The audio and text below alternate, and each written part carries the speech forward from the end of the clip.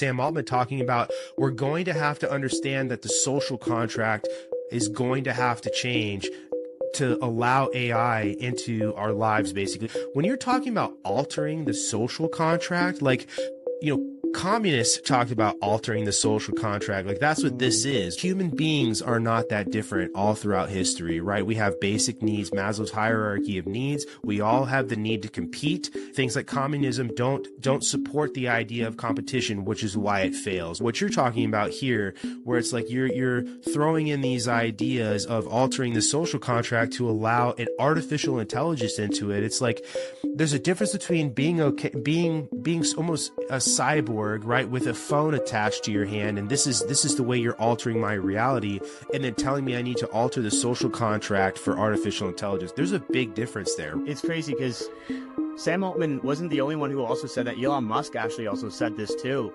The same thing, essentially, to build off of that. What I think the realization is that AI is going to become near sentient, essentially. AGI, artificial general intelligence, it's going to become so powerful and automate essentially every aspect of our lives that we will literally have nothing left to do in forms of work. And it's such an interesting and philosophical thing to think about. Because what is your purpose? And as a human being, it is so important to have purpose, period. So where do we go from there? What do we do? Let's go!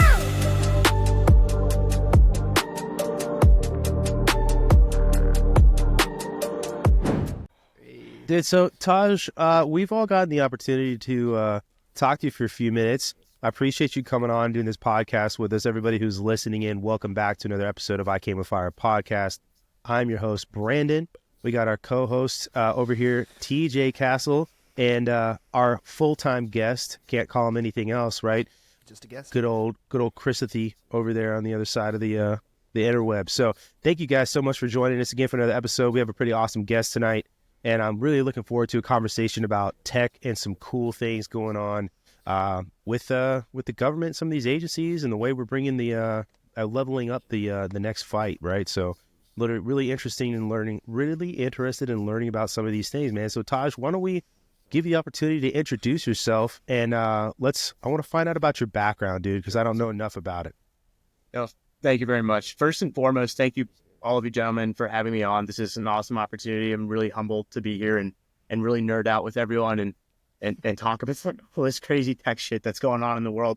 I come from a background.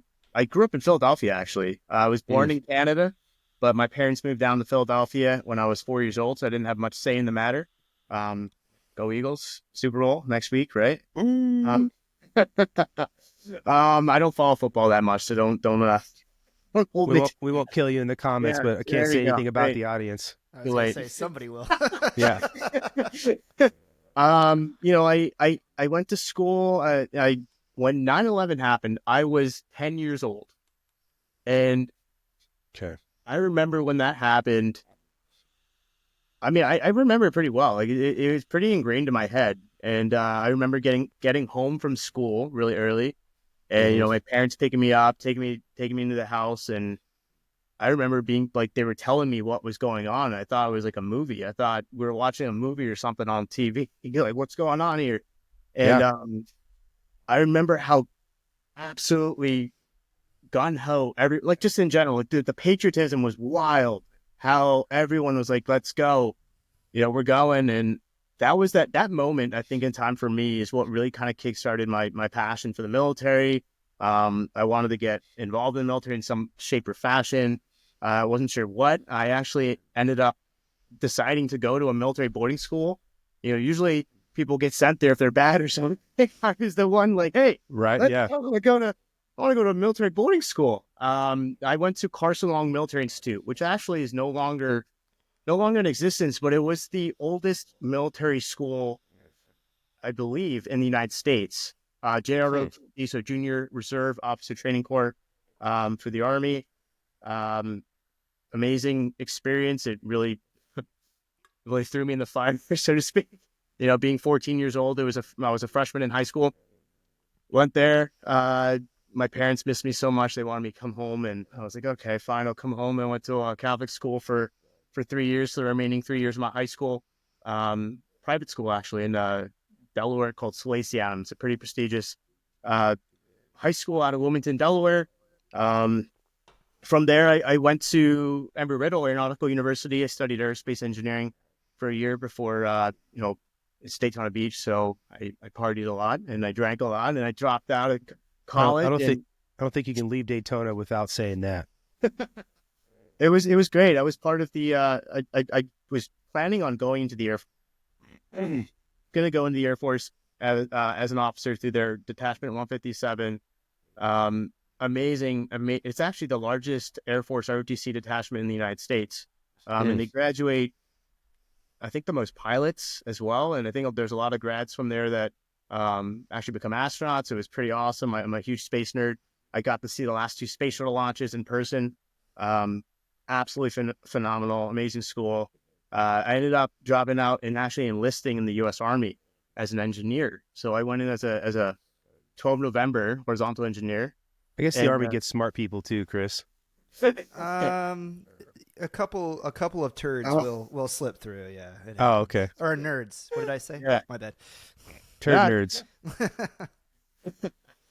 So, I kind of kicked off my career there in the Army National Guard. So I'm going to get fired for that in the comments, I know. Delaware Army National Guard. And then from there, I went to school. I studied astronomy and geoscience part-time, and then got offered a job in the financial industry as a data analyst, started working right away. I did some research for a NASA space grant as a data analyst, where I kind of got my first hands on some pretty large data sets, data tables, and analyzing telescope data, which was absolutely phenomenal stuff. What is that like? Yeah, so that specific research study was on the trapezium star cluster in the Orion Nebula. So mouthful. Already lost me. All right, let's break that down real quick for the guy in the Army who. No, I'm just kidding. Let's break that down for everybody because I don't know. I'm asking. All right, so the Orion constellation, we kind of were looking at the stars that are in the Orion's belt area. So those stars are about 500 light years away. They're large stars. They're about 100 times the size of our sun. So they're type O stars. Each star, depending on their mass, has a type classification. So these ones are the largest of the largest. And looking at these stars, since they're so big and bright, and they're so far away, it's 500 light years. That means that traveling at the speed of light, it takes 500 years to get there. Right. We're looking at it through an X-ray space telescope, so the Chandrasekhar X-ray space telescope, which is actually in high Earth orbit right now. It's still active, so it only observes in the X-ray spectrum. Those stars in that region were actually found to be orbiting other stars, so they're binary star systems. But when you're looking at star clusters that far away from a telescope, they look like one star. So there's a huge debate over why these stars look like they had 2 different energy levels emanating from these stars. And come to find out, that? Okay, right? To come to find out, there were actually 2 stars orbiting, and when they show up on the CCD or charge couple device on the telescope, one half of the star looks like it's one energy level. The other half looks like it's a completely other energy level. And we're like, wait, that's impossible. So it's obviously 2 stars orbiting each other, and it's just so far away that it looks like one source. So that was the cool research I got to work on. So what were you guys hoping to gain from this research, though? Yeah, so one of the gains of the research itself was to just prove that they're binary star systems, right? So being able to take that data and publish a paper saying, hey, we've discovered more binary star systems. Come to find out, statistically, if you have a large type O star, there's a statistically higher chance that it's actually orbiting a smaller star that they're finding it, which makes sense. According to general relativity, a larger mass object, you're going to get, a companion body. It could be a planet, it could be a star. If it becomes large enough in mass and that mass becomes fissionable, then it'll collapse into another star. So it's pretty interesting to see these things literally on a screen, on a computer screen. Right. Wow. Holy shit. So it was really awesome. being able to experience that. And from there, I Yeah. kind of got into the whole data analyst field. Still loved space. I still loved all these different things involving research and the military as well. I was a frequent reader of popular science, popular mechanics, which was always mind blowing. Seeing these articles on like the latest stuff that's coming out, and a lot of that stuff never really came to be. Or I think, Brendan, I remember, I think I actually put out a video about the U.S. Navy railgun. So I remember You when did. I was like in high school reading about the U.S. Navy railgun and DARPA experimenting with this technology, or the Office of Naval Research experimenting with this technology. And it never came to be. And I always wondered, like, oh, where did it go? All this stuff they dump money into, it does end up somewhere. It's not just in most cases, it's not just to throw money at something. A lot of that research and data that comes out of it is useful for other projects, and it gets into other projects. With anything with science, it's trial and error. It's testing the grounds, seeing what we can really create. And as you and your audience may know, the internet itself came from DARPA. So Defense Advanced Research Projects Agency actually created the internet as a closed. Correct me if I'm wrong, but I believe it was a closed network for the military. I think after World War. ARPANET. Yeah, Right? yeah, ARPANET. cool. Yeah, so that was. It's just interesting to see, like, all this stuff you hear about today is at least 10 years old. It's at least, GPS is another one. I would just like to point out that the Navy discontinued its research into the railgun, which was a project that was undertaken by Raytheon. And then, while that project was in danger of being scuttled, the Army miraculously came in and picked up that project and moved forward with it. So it was saved from the ash bin. No coincidence. Do you know who sits on the board of Raytheon? The former Secretary of Defense. oh, I just want to point that one out there. Imagine that. Which one was it? Is it Donald Rumsfeld?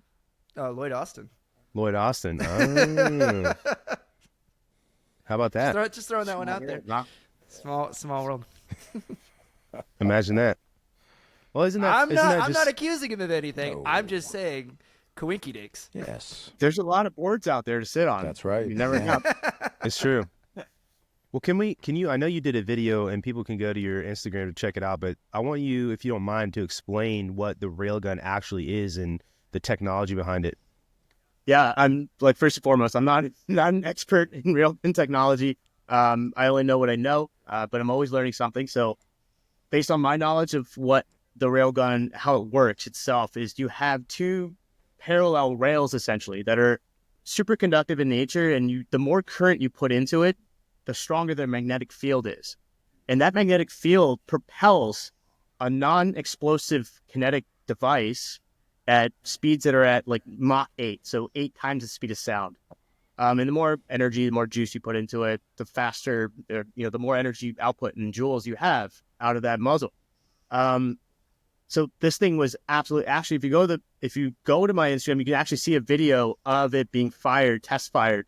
I don't know where the facility was, but it was being test fired, and it's going through like freaking 10 plates of steel.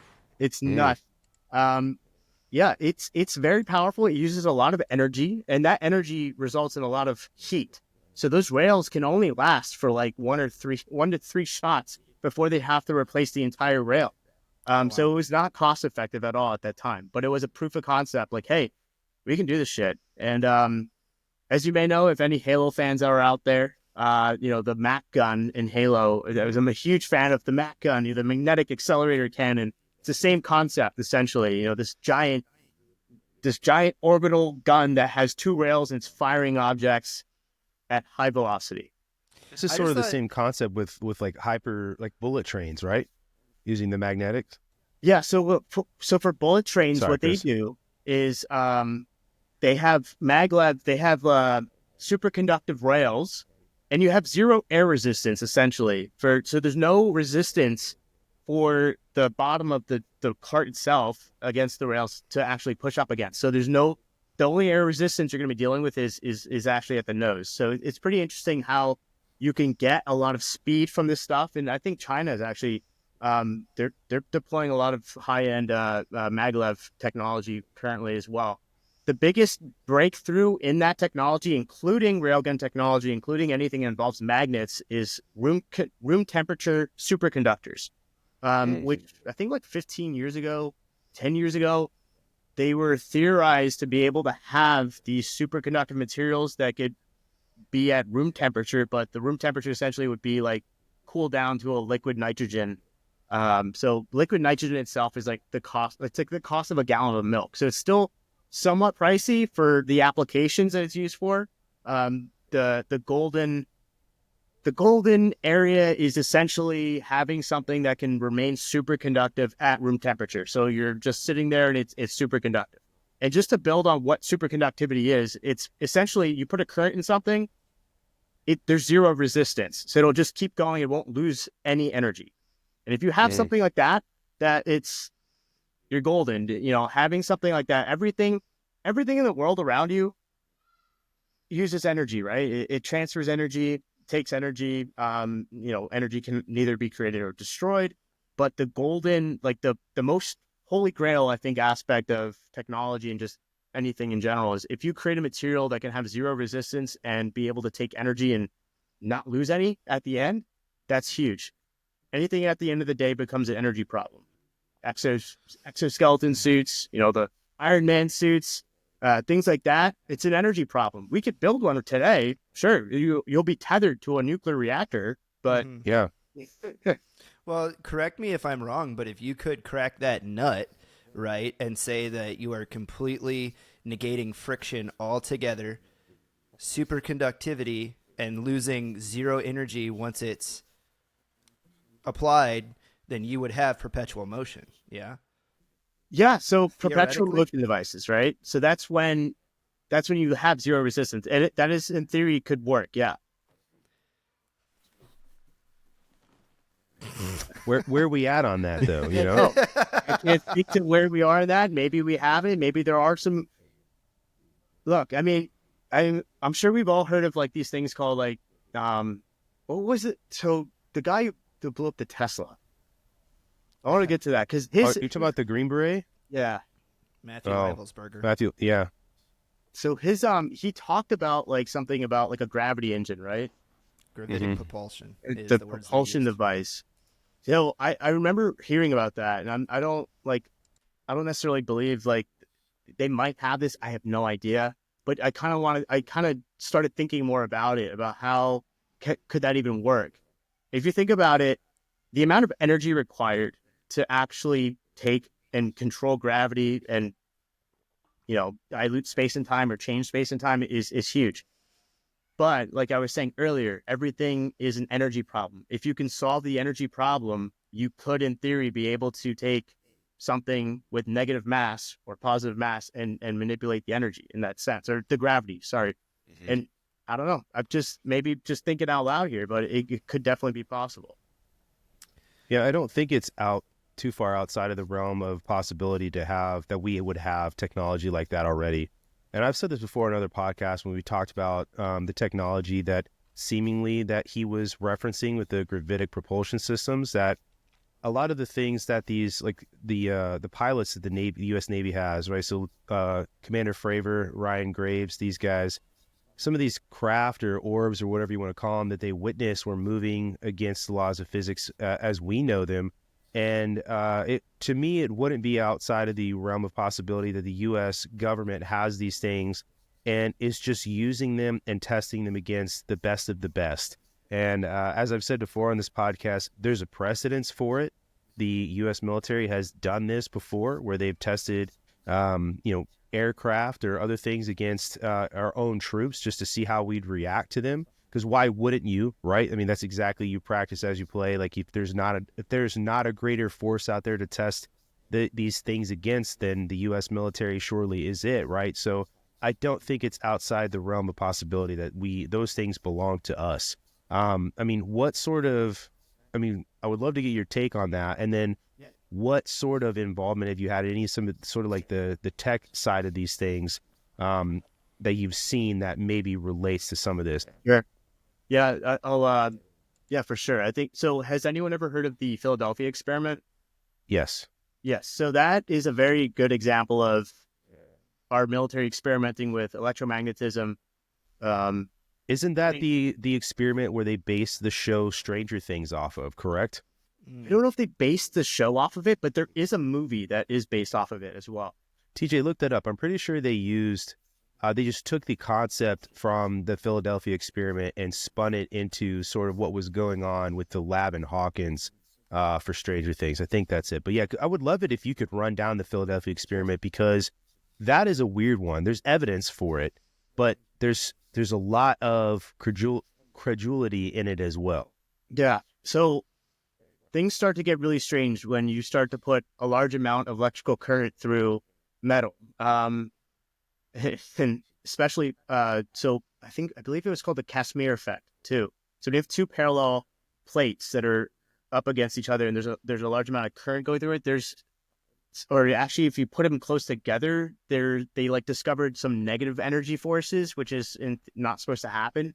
I don't know if that has directly anything to do with the Philadelphia experiment itself, but one of the things that I'm aware of during that experimentation, first of all, Albert Einstein was part of it, I believe, to my knowledge. And one of the craziest things I think I heard about was some of the reports that came out of it, where the sailors, when the ship apparently just disappeared. So let's cause I know there's gonna be people listening to this that won't understand. Sure. Let's start with what was going on, what they were trying to do with this ship, because it's called the Philadelphia Project because that was the name of the vessel, right? Right. So let's you may know more about how this came to be and what happened in the process of this. I know about it in generality. So can we just kind of walk through the experiment real quick here? I know about it in generality as well, so I don't know if I could speak to the whole experiment itself. Maybe TJ's got some info. info. Yeah, I've got a few different things here. As far as Stranger Things is concerned, they actually did not credit it to the Philadelphia experiment. They credited it to the Montauk Project, which was Montauk Project. That's it. And that was a conspiracy theory, supposedly, that was kind of based upon some things that were relatively similar to the Philadelphia experiment. But the Montauk Project is a little bit different of an animal. Basically, supposed to be a cultural phenomenon. It was actually going to be called Montauk originally before they decided to rename it Stranger Things. And basically, it was a far-fetched scenario. It was supposed to say that it was a Long Island legend. So kind of goes into a whole bunch of different stuff, but it was rumors that the U.S. government had been conducting experiments in psychological warfare in Montauk at Camp Hero or Montauk Air Force Station, and they started popping up in the 80s. Of course, the Philadelphia experiment was a late 40s deal. And basically... other subjects were supposed to have been recovering their memories that took part in this, which, again, it's stated to be a conspiracy theory, which, of course, a lot of other things are that turn out to be conspiracy fact. But, hey, I'm not going to go down that rabbit hole quite yet. I don't have a tinfoil hat on.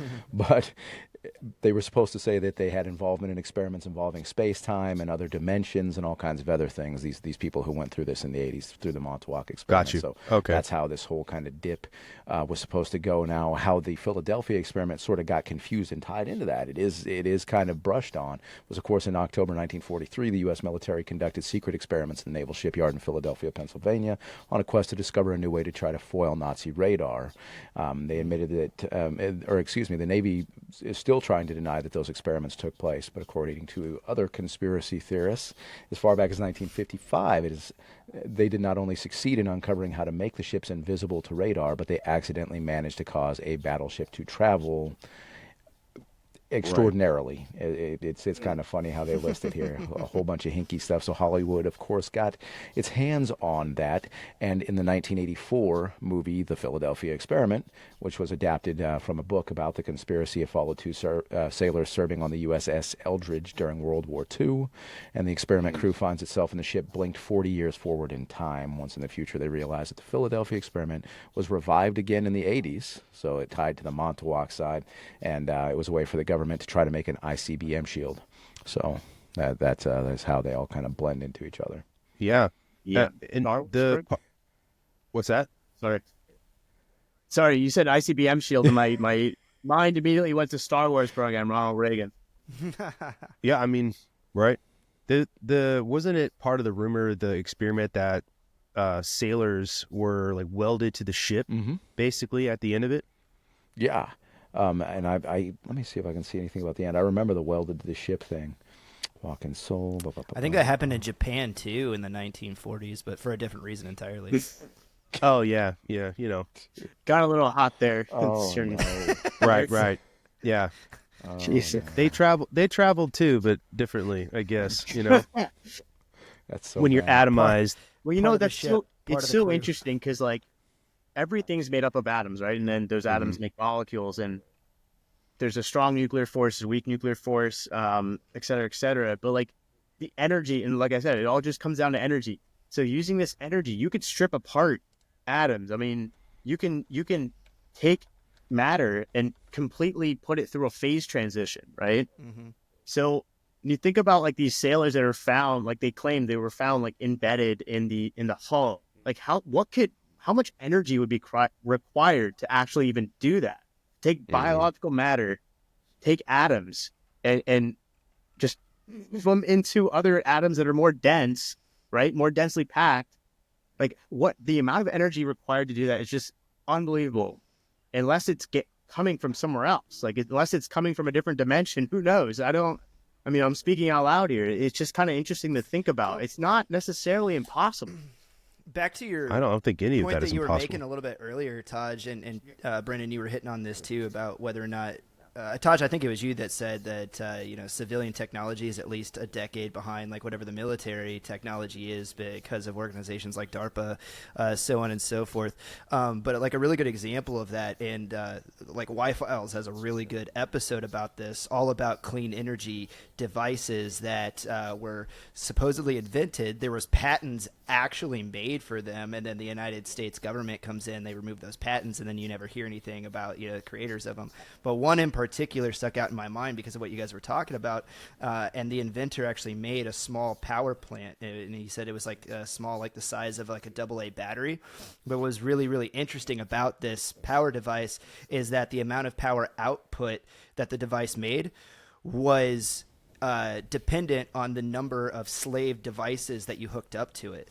So it at its steady state, it put out very little power, and then the more devices that you hooked onto it, the more power that it just kept putting out to match the power draw that was being put on it, and it never heated up either as he was doing these experiments. And then eventually, like you're talking about a device, this big that could theoretically, the guy said he was powering his entire house on it, right, cleanly. And then it's like if you take that and you amplify it, it's like could it have powered a city? Don't know, because according to the lore around what happened, the United States government came in and scooped it all up, and you can't find the patents for it now. But I think that stuff like that is out there in the sense that absolutely, like, the best of the technology that we have in the civilian sector isn't anywhere close to, the technology that the military is sitting on and is actively working with. It's like, kind of the civilian sector gets kind of the scraps that come off the side of it and go, hey, now that we're at this level, we can release like whatever's down here at this level, and it's good, and it can go out there. So, but yeah, very, very interesting stuff. Because if you follow that to its logical end and you say like, hey, we can put so much of a strain on this device that now it's creating this much energy, then you do start talking about things like anti-gravity being theoretically possible. That's super interesting, the point you just made about like the civilian tech being so far behind the military tech, because the way it seems, at least to me from the outside, is when you think about the way the Chinese do technology and the way they have the civil military fusion, where if you make something, you thought this is mine, the CCP comes in and says, actually, it's mine. And then it belongs to the CCP. But Yeah. it's interesting because it almost seems like the Chinese military can't innovate the way that the U.S. military can. If you have to, it almost seems like a backwards model, right? Where the Chinese military is what is behind the civilian populace versus where the United States, it's the other way around, which is why they have that sort of civil military fusion, because there's not a lot of innovation and originality going on in such a centralized power military, where there's not a lot of control or where there is a lot of control and probably not a lot of freedom of thought, which is definitely what drives innovation. You can smother innovation out really, really fast with somebody who is a micromanager. There's probably a lot of that going on, but just interesting no thought. UFOs have ever crashed in China either, so we do have that going for us. Well, that's what I'm pretty sure the Chinese say that they have recovered UFOs in China. Yeah. Yeah. It's because they want to be cool like us. So like, oh, Probably. we have UFOs too. They say a lot of stuff. You're right. No. Yeah, Yeah, no, absolutely. you're absolutely right. Like there is no innovation because they don't allow for it. And the United States government, if there's one thing that it's really good at, right, it finds those individuals that are highly motivated, highly intelligent, and then it does a good job of like scooping up, and it's like, hey, yeah, we have this unlimited budget for you to go and study all this stuff with. Like, I'm not talking about the ethics of it, but I'm just talking about the pragmatism of it. And it's like, hey, go have a field day, Mr. Scientist Man, go and run this to its end, and we're not gonna waste time asking you whether or not we should do this thing. We just want to know, can you? And well, it's just so interesting because all of these scientists that you think of, like especially around this time frame when you were talking about the Philadelphia experiment, right? Einstein, Oppenheimer, these are people that were involved not just in these like experiments that we know about, like the Manhattan Project. Like there's all these other crazy things that those guys were involved in that don't get the same notoriety. Like it's rumored that Oppenheimer had involvement in a lot of the post-Roswell collection that the U.S. government did for those downed craft, right? And so like these are great minds that are involved in all of these other little realms of the tech sphere, I guess you could say, where the United States government supposedly is collecting this technology and reverse engineering it and using it for other things. Like there's themes throughout these things. You can read about like a lot of these names come up again and again and again. In the Operation Paperclip with Werner von Braun, like all of these names, right? They are sort of the pioneers, I guess, really of a lot of this technology. And it's not just these obviously the Manhattan Project was a huge project, but it's not just these well-known ones. It's all these other little things too. And isn't it really funny, Brandon, how it's like we know that DARPA exists. We know that they're working on stuff that's like DARPA, decades Arrow beyond, right? Like what anybody has access to, and then yet at the same time, like Joe Snuffy down at the infantry level can't even get like the correct optic for his rifle. Yeah. Because it's like there's this entire like skip echelon thing that happens where it's like top tiers of the government, coolest, best, greatest thing ever, and then there comes like the civilian grade stuff where it's like, dude, I can get some really, really nice stuff on the civilian market. And then here comes military grade, like average infantrymen down here at the bottom. Just like, oh, exactly. wearing stuff from 15 years ago. It goes to show that like the compartmentalization. How can I say that right? Sorry. Compartmentalization. Yes, there it is. It goes to show that specifically, they were really successful with it during the Manhattan Project, right? It proved to work. So they continued using that same model essentially. And what you see a lot of, and I think, Brendan, to your point, when I've worked directly with university research, you have a lot of these university professors, and how do they get paid? They get paid through their research. Mm-hmm. A lot of the government, the government will pick up on their research and bring them in and tell them, hey, like we need you to do this way. We want you to do it this way. Like, what do you mean do it this way? That doesn't work, does it? Hold on a minute. So there are like these little things that happen in the higher education space where IP generally will be either bought, IP, intellectual property, is either completely licensed out exclusively or taken from the government, essentially. And they'll take that piece and incorporate it into a different group, right?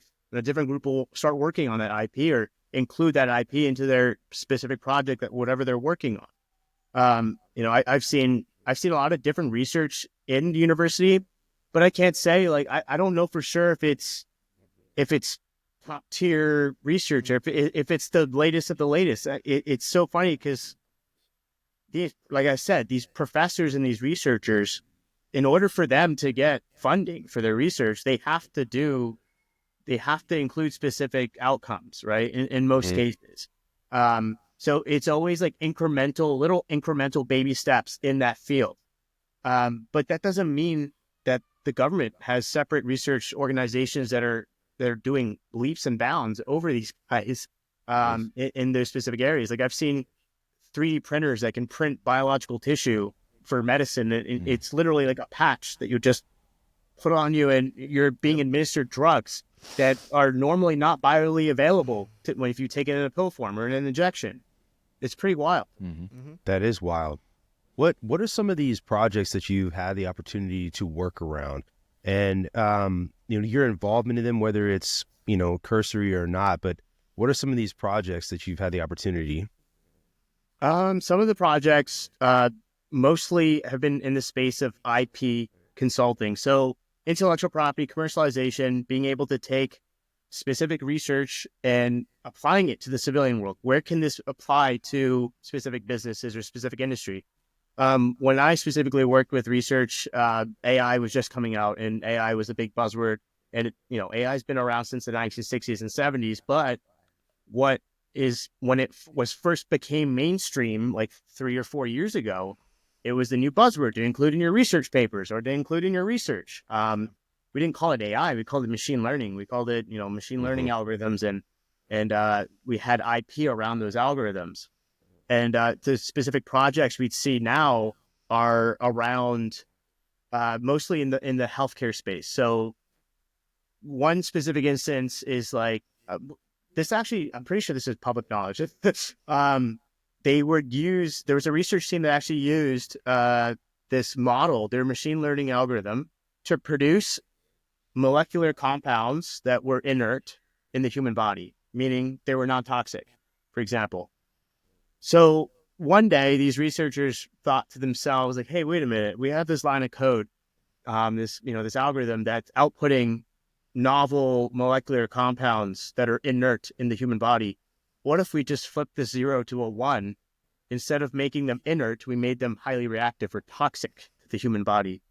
And in less than 30 minutes, they were able to discover like 10 to 20 new nerve agents that were novel, that were not known before. I don't know what happened to them after that.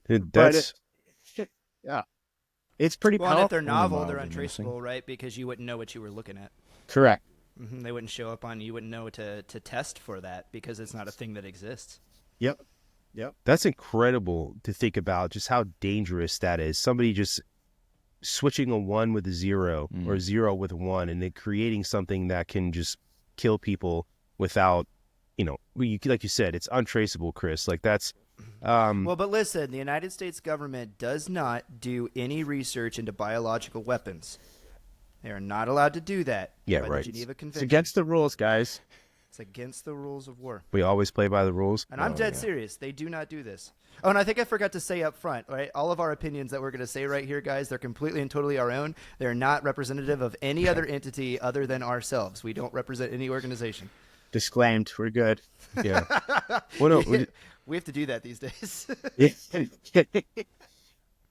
It's pretty unsettling to think about just how easily some of these things are created, and you don't even have to try, right? And you think about just how easy that is, and you've got, like you said, like 10 or 20 different nerve agents that you can use. And like, to me, when you consider like the history of the United States, like in some of the things that we've forgiven other people for, like Japanese Unit 731 post World War II, all the technology, all of the information and data, like you said, right, that those guys collected.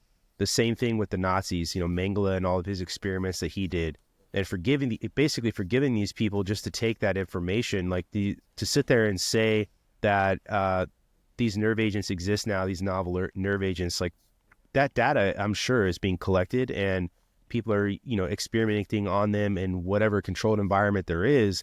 And we've all seen how well that can go, what happened, and now we know without a doubt, like the novel coronavirus that was leaked from a lab in Wuhan, China in 2019.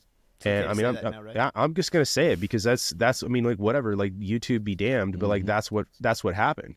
Right. That's basically what you're describing there is gain of function research. And these are small little snippets of information. It just really, like, if we're doing this at that level, right, what are we doing at levels that have much greater magnitude and much more gravitas? If I could add to that, yes, I remember when COVID started, when COVID first came out, and people started hearing about it in 4chan, on the forum, people talking about people just dropping dead in China. Like, what the hell's going on? I remember hearing about freaking the hell out. Like, okay, this is not normal, right? What is going on? And you know, it just like I remember going through all of the shit that we all went through, right? And everyone was already talking about how it came from a lab. Like, this is where the lab is. This is like what happened. And there were people saying there was a conspiracy, blah blah blah. And now, of course, as we all know, it's not. I remember like walking out in a park with a mask on, walking around because you had to, and walking by someone saying, like, talking to their friend, like, she was like, oh, he thinks that the COVID came from a lab or some shit, you know, and it was just like, it was so interesting to see how powerful the media could just change people's opinions. And it just all came to light about the information war, how easy it is to just change people's opinions or change people's perspectives. That is super powerful. Chris, I think you want to say something. Fear was a catalyst. Well, it reminds me. It reminds me of the Gell-Mann amnesia effect, right, Brandon? And we've brought this up several times here, but it's the idea of, like, and this is a Michael Crichton quote, but he talks about you read an article and you realize, because of your expertise, that the person that wrote this article has absolutely no idea what they're talking about. And then you flip the page of the newspaper or click the tab and move over to the next thing and you start reading.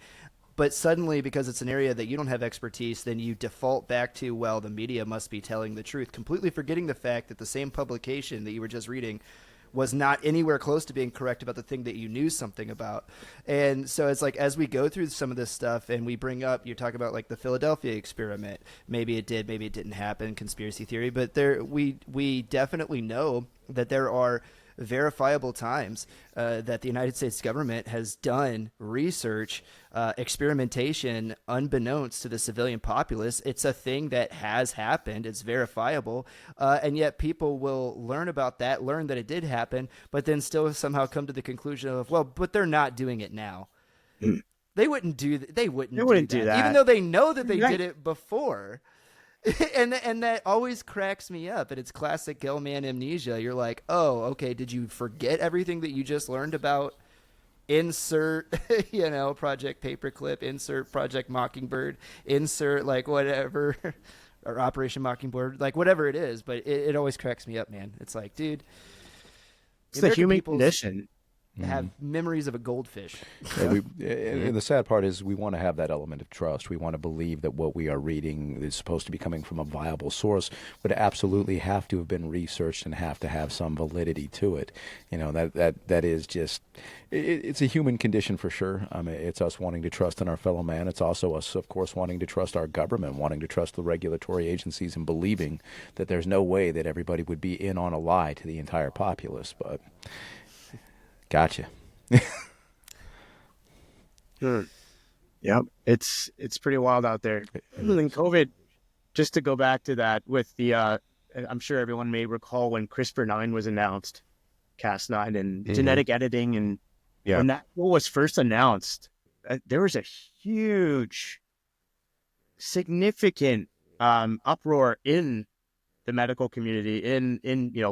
Doctors were losing their minds, like, holy shit. Like, we literally found this editing tool that can literally just change the code in your DNA, like changing the code in your computer, like that. And that was a long time. How long ago was that? It was like over 10 years ago. Yeah, something like that. Yeah. Well, think about how far advanced we could have gotten from that point in terms of processing power, in terms of software, in terms of automation, in terms of AI, where we are with AI now, where you can just program something. Actually, today, you can go buy a $10,000 DNA printer online. You could run your own sequence. You could plug it into a software program, and you could edit your own DNA and print out the sequence yourself right now if you wanted to. What would be the purpose of that? Like, what's the use? Sure. Yeah, it's a good point. There are a lot of biohackers out there, and one person actually made their cat glow in the dark. So comment on it. Oh wow. Yeah, there's actual cases of biohackers doing a lot of crazy shit with their. Get a used one on eBay for $79.99. I'm looking them That's up. that one. That's the Timu one, though. Yeah, that's right. You get that Timu printer. You never know what's going to come out of China. That's awesome. Just another note on.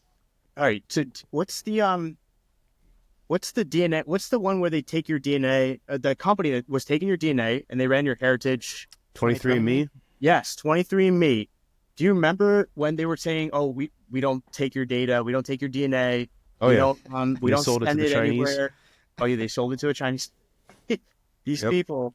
And look, this happens across all different companies. Like, what they'll have the terms and conditions, and when they're up for sale, there goes the terms and conditions. They get bought out. That's their data. I mean, the data doesn't go back to the user. It's the company's property, and they're buying the data. So it's wild. I remember there's a bunch of articles on it. Right? Everyone was like, "Wait, what?" That's why I never did that shit. But it's no like, doubt. Yeah, 6.9 million people were compromised in that particularity. It's a lot of people, dude. It's a chunk of folk. When you think about all that CRISPR technology that you were talking about before that came out of China, and you have all this DNA from people, it kind of makes you wonder, like, the brain can wander with the possibilities of what they can do there with that technology. Wait, man, are you saying they're manufacturing a bunch of us round eyes over there, dude? Well, they might. And to think about it, just from this, you go through all these DNA sequences and you look for the best qualities in them, and you look for the weak qualities in them. And like, if you're talking about like bioengineering a superhuman or a super soldier, right? And you've got access to all this different DNA that isn't just homogenous to your country, because the Chinese are a very homogenous country. You take all of that DNA, you look at it, you figure out what's good, you splice it with all this other stuff, biohacking, right? And now you've created some sort of superhuman or whatever, like it's like the movie, what was it, Universal Soldier, wasn't it?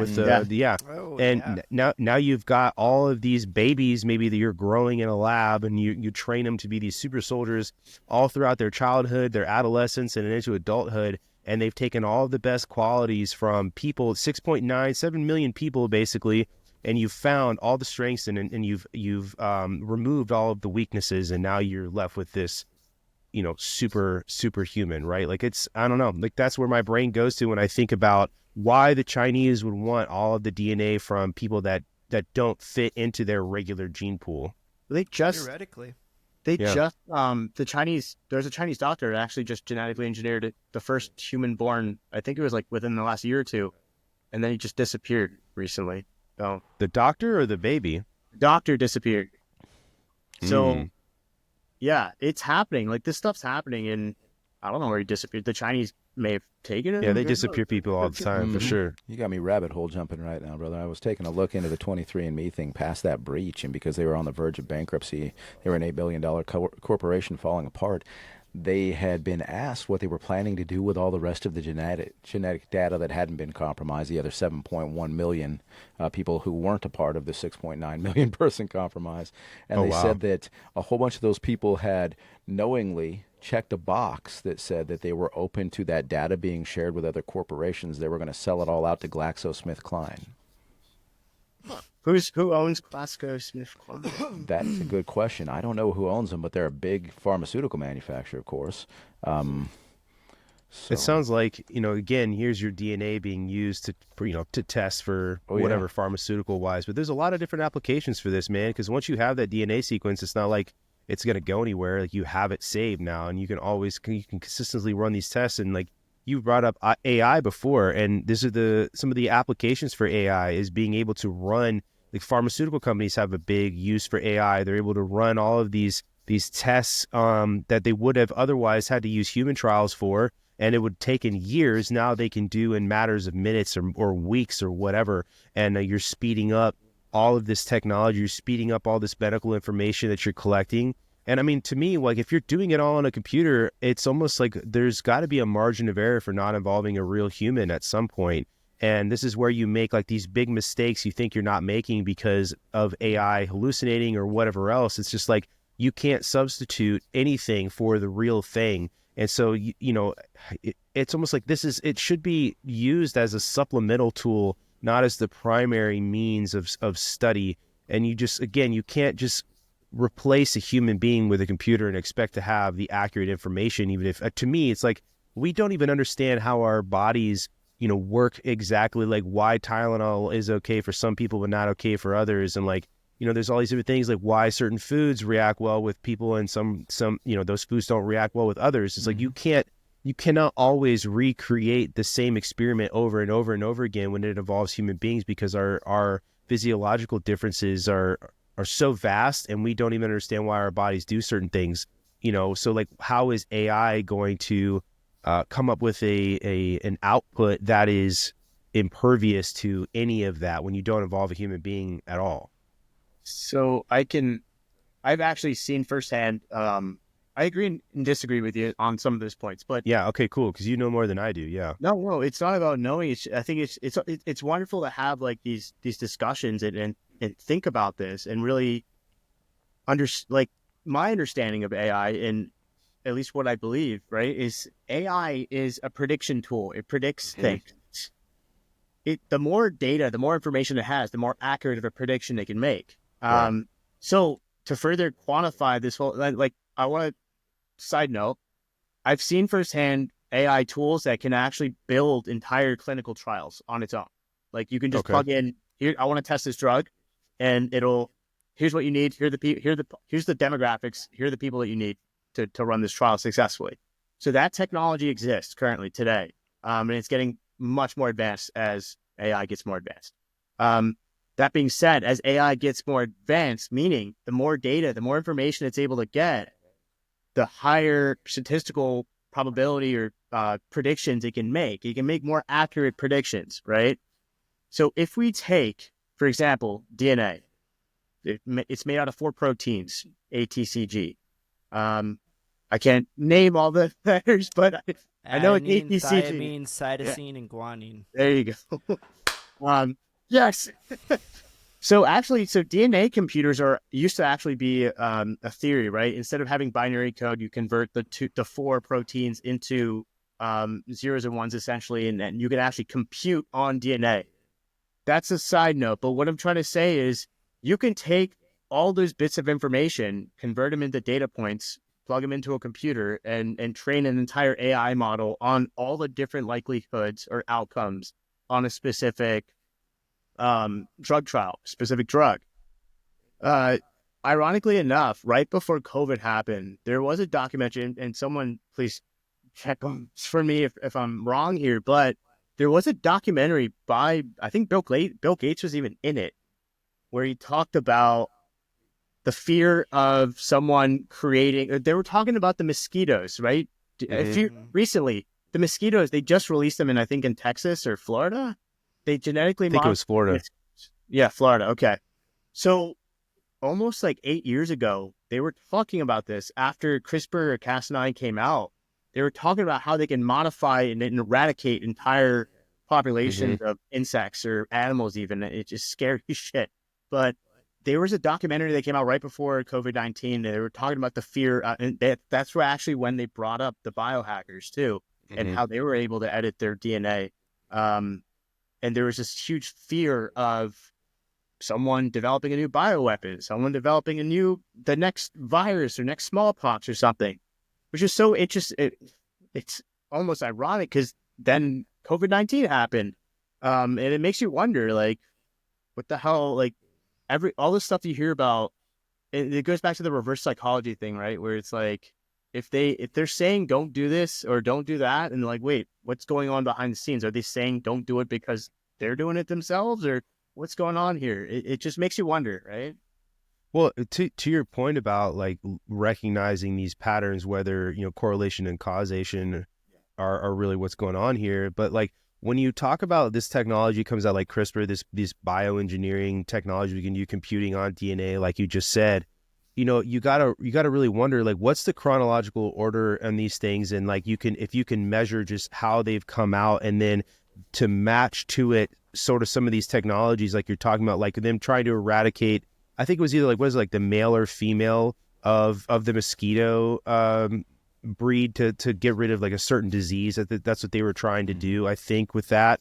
And there's a bunch of other things they've done to try to like bioengineer bugs and things to make them more viable, or make crops more viable, or so that they won't affect bugs won't affect crops and all these things. Like on the surface, like that sounds good. Like, yeah, we want those things. But, at the same time, it's like these are people doing things on such a scale that if you were to eradicate an entire, species of insect, like you have no idea what the ecological fallout of that would be. And now you're talking about destroying ecosystems potentially, like, because again, we don't know everything about what goes on in our ecology around the world, but like, who told Bill Gates it was okay to do that? I think you're talking about the same one where he released a mosquito into that TED Talk where he released a mosquito into the crowd.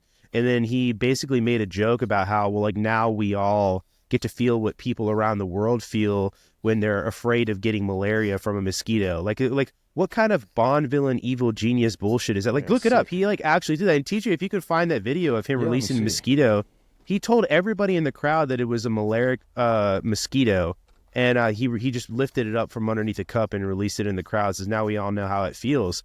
But it's like, when you're doing these things, it kind of goes back to the conversation we had on the live fire when you were here, Chris, about how like there's all of this technology going on that is at such a high level, like AI and quantum computing, that there's just not enough people that understand it on the degree to where they can come down to our level and explain it in a way that we can understand.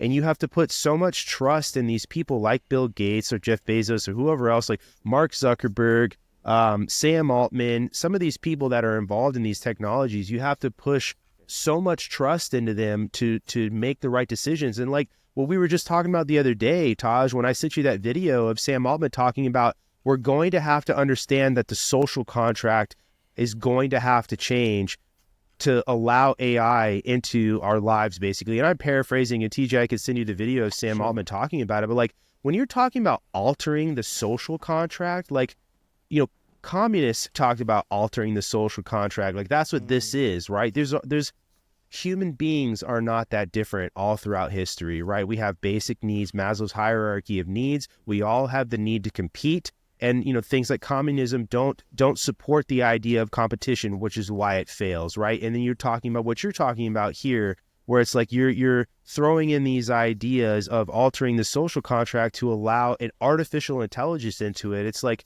there's a difference between being almost a cyborg, right, with a phone attached to your hand, and this is the way you're altering my reality, and then telling me I need to alter the social contract for artificial intelligence. Like there's a big difference there, right?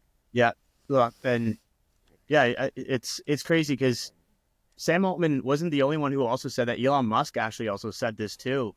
The same thing essentially, to build off of that. What I think the realization is that AI is going to become powerful enough, near sentient, essentially, AGI, artificial general intelligence, it's going to become so powerful and automate essentially every aspect of our lives that we will literally have nothing left to do in forms of work. And it's such an interesting and philosophical thing to think about. Because what is your purpose? And as a human being, it is so important to have purpose, period. So where do we go from there? What do we do? Well, you can't program purpose into AI. I mean, or AGI. I mean, haven't seen every iteration of AGI, but this is the whole thing we were talking about before. Like you can't replace humanity, and you could teach these like LLMs. Like you can tell it all this stuff and like whatever output it gives you, right? But like you can't put into it the creativity that God put into Michelangelo. You can't put into it the humanity we all feel for certain things because it doesn't have the capability to recognize it because it doesn't have a soul. Like, and when you're talking about sharing the social contract space with something that cannot think for the way that you do, it does not share humanity. It doesn't have the same, what's the word I'm looking for here? I'm going to drop it. It just doesn't, it cannot compute with humanity the way that it needs to for us to make room for it. It cannot view things ontologically the same way you can view them. That's what I was going to say. That how can you make space for something like that? It just doesn't seem like, philosophically, to your point, right? Like it seems antithetical to social contract. Because how can I have a social contract with something that doesn't understand social contracts the way a human can? When you pick up on things like body language, you pick up on things like you just don't have, I just don't see how it can recognize things the way that a human being is able to. Sure. Quick rundown on this, brother. Right in the midst of everything, I do Oh have yeah, that you have the Bill Gates video. Yeah, But beyond please. that, also, I had a couple other answers for some things that you tipped in earlier. I didn't want to interrupt you guys. Oh Talking. yeah, please. Yeah, Of course, I appreciate you. From the Smithsonian, a U.S. company was planning on releasing 2.4 billion genetically modified mosquitoes into Florida. Was correct. Into California and Florida, to be specific. They were created by the biotech firm Oxitec. They were supposed to be non-biting males engineered to only produce viable male offspring. They were supposed to be reducing the number of invasive Aedes aegypti, which can carry diseases like Zika, yellow fever, and dengue fever. So that was kind of where it was at. So the female mosquitoes would die because the males basically were going to be able to only produce them out, males. basically. Exactly. So it's going to kick out a self-limiting gene to the next generation and making sure that the population declined, essentially. So that was the hope in that. Now, how that would actually turn out, I don't know. That was it was a talk in 2022, and it was supposedly happening towards October of last year was what they were looking at. And coincidentally, in October of last year, when you were talking about Bill Gates being afraid of something, he was talking about bioterror annihilating mankind. In February of 2020. Well, he ought to know. Predictive programming right there, no dude. Freaking doubt. So, yeah, he got on an interview with the BBC saying that bioterrorism was the future threat that nobody is thinking about. And that it is real and criminals have the capability like a pandemic, to harm right? society. Yeah, like a pandemic. Exactly. Freaking Which he right. predicted, too. Yeah, exactly. But Fuck that guy, man. Oh, I know. He is one of the most disgusting freaking human beings. But here we be with some vidya. Yeah. It's awesome. It holds things back so much. Turn it down just a smidge. Of course, transmitted by mosquitoes. I brought some here so you could experience this. We'll let those roam around the auditorium a little bit. There. These idiots just laugh. There's no reason only poor people should have the experience. The Bond villain for sure. Holy Those mosquitoes are not infected. Yeah, It's a total but puke. still, like, Words I cannot get, express how much I hate that man. Oh, yeah, no like I freaking get it. kidding. Okay, it's a joke, but like, fuck you. Like, Well, I'm and just a gonna stupid say, you know, comment. like- Poor people shouldn't be the only ones to experience it. I'll put it out this way, man. Mosquitoes. I actually looked into this because my middle name is freaking mosquito bait for some reason. If I step outside in a mosquito population, which out here in the Texas Hill Country during the summertime, there are so freaking many of them because there's lakes and streams and stuff out here everywhere. State bird, right? Oh, dude, for real. Mosquito. And if I'm in a group of 20 people, I will be the only one that they will come to the whole entire freaking time. So, everybody wants to invite me to a barbecue because they don't have to worry about citronella candles or anything. If I'm sitting at a bench, everybody can just chill and enjoy their time, man. I'll have 170 mosquito bites. Dead serious, I will go out. Like if I have to do something when the season's really, really bad, gloves, long sleeves, whole boat, and I will have mosquito bites lining my earlobes because they will find any piece of skin they can get. They'll go down my jawline, whole freaking thing, man. Dead serious. And I looked into it and I'm like, why the hell would I be different than everybody else for this? And it's because of different things that we put off. It's hormonal. It's the amount of uric acid that you release in your sweat. It's the amount, and it's an element in the blood. And it's not because they want to eat it. It has to do with their breeding. So they can actually smell that out on individuals. Creepy and they find fuckers, that man. Yeah. So apparently I'm perfect for mosquito sex to be blunt with it, brother. So that's nice, man. I'm really proud of that particular fact. At the same time, like when I was over in my poor ass Southeast also Asia, experiences mosquitoes, Bill Gates. yeah. At the same time, when I was over in Southeast Asia, right? One of the guys told me when I was over there, he was like, "Hey, if you eat like us, like the bugs won't bother you." And I was like, "All right." So I started eating like the hottest, stuff that I was like looking at what those guys were eating, and I was doing my best to like choke it down. And like, sure as shit, like I got bothered by bugs like a hell of a lot less. And so I was looking and I was trying to figure out. And one of the things that they eat a ton of, specifically in Thailand, is lemongrass. Right. Yeah, and so yeah. I came back home and I found a greens powder that actually had lemongrass in it. It's one of the things that they use to give it like the lemon lime type flavor, at least in the brand that I found. And I started taking like 2 doses of that a day, went back to Southeast Asia. And dude, just from doing that alone, I didn't wear any bug spray the entire time and I never got bothered. That's an excellent point, man. when I and was that over the there. whole reason now, I'm that a data point of citronella, one. yeah. But No, it's the same reason that citronella candles work. It is that citrus element. It is the, the reason why lemongrass is called lemongrass. It's the odor. Yeah. It's the odor of the But dog. everything that you guys can I jump in here really quick before we jump off the topic? Everything that you guys were talking about was just making me think and rethink the whole, like, we're trying to do things so fast. Like we're so worried about whether or not we can do a thing that nobody is stopping to figure out, like, should we do a thing, and we're racing to the bottom of that barrel, like, at light speed. And Brandon made a really good example, and you brought up a really good example too, TJ, with the mosquitoes and everything. And Brandon, yours was using AI as far as, like, to map out the genome, and, like, what could that, like, possibly be used for, and why are they trying to do that?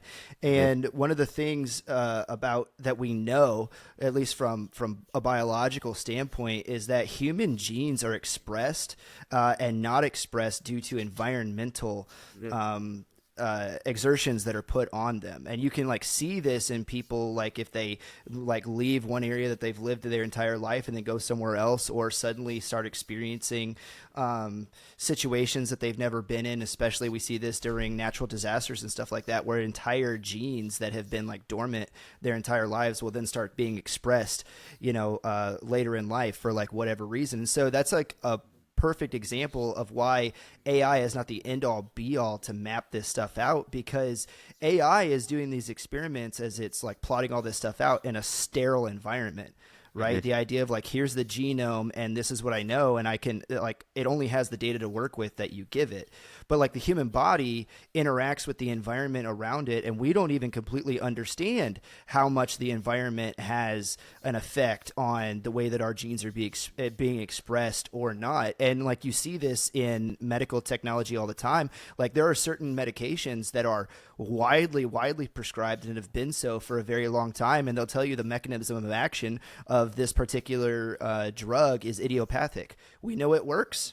We've done the human experimentation long enough to know that it works and it's safe and effective, but we don't still quite exactly know exactly how or what it's doing inside the human body. We just know that it's having, the desired effect.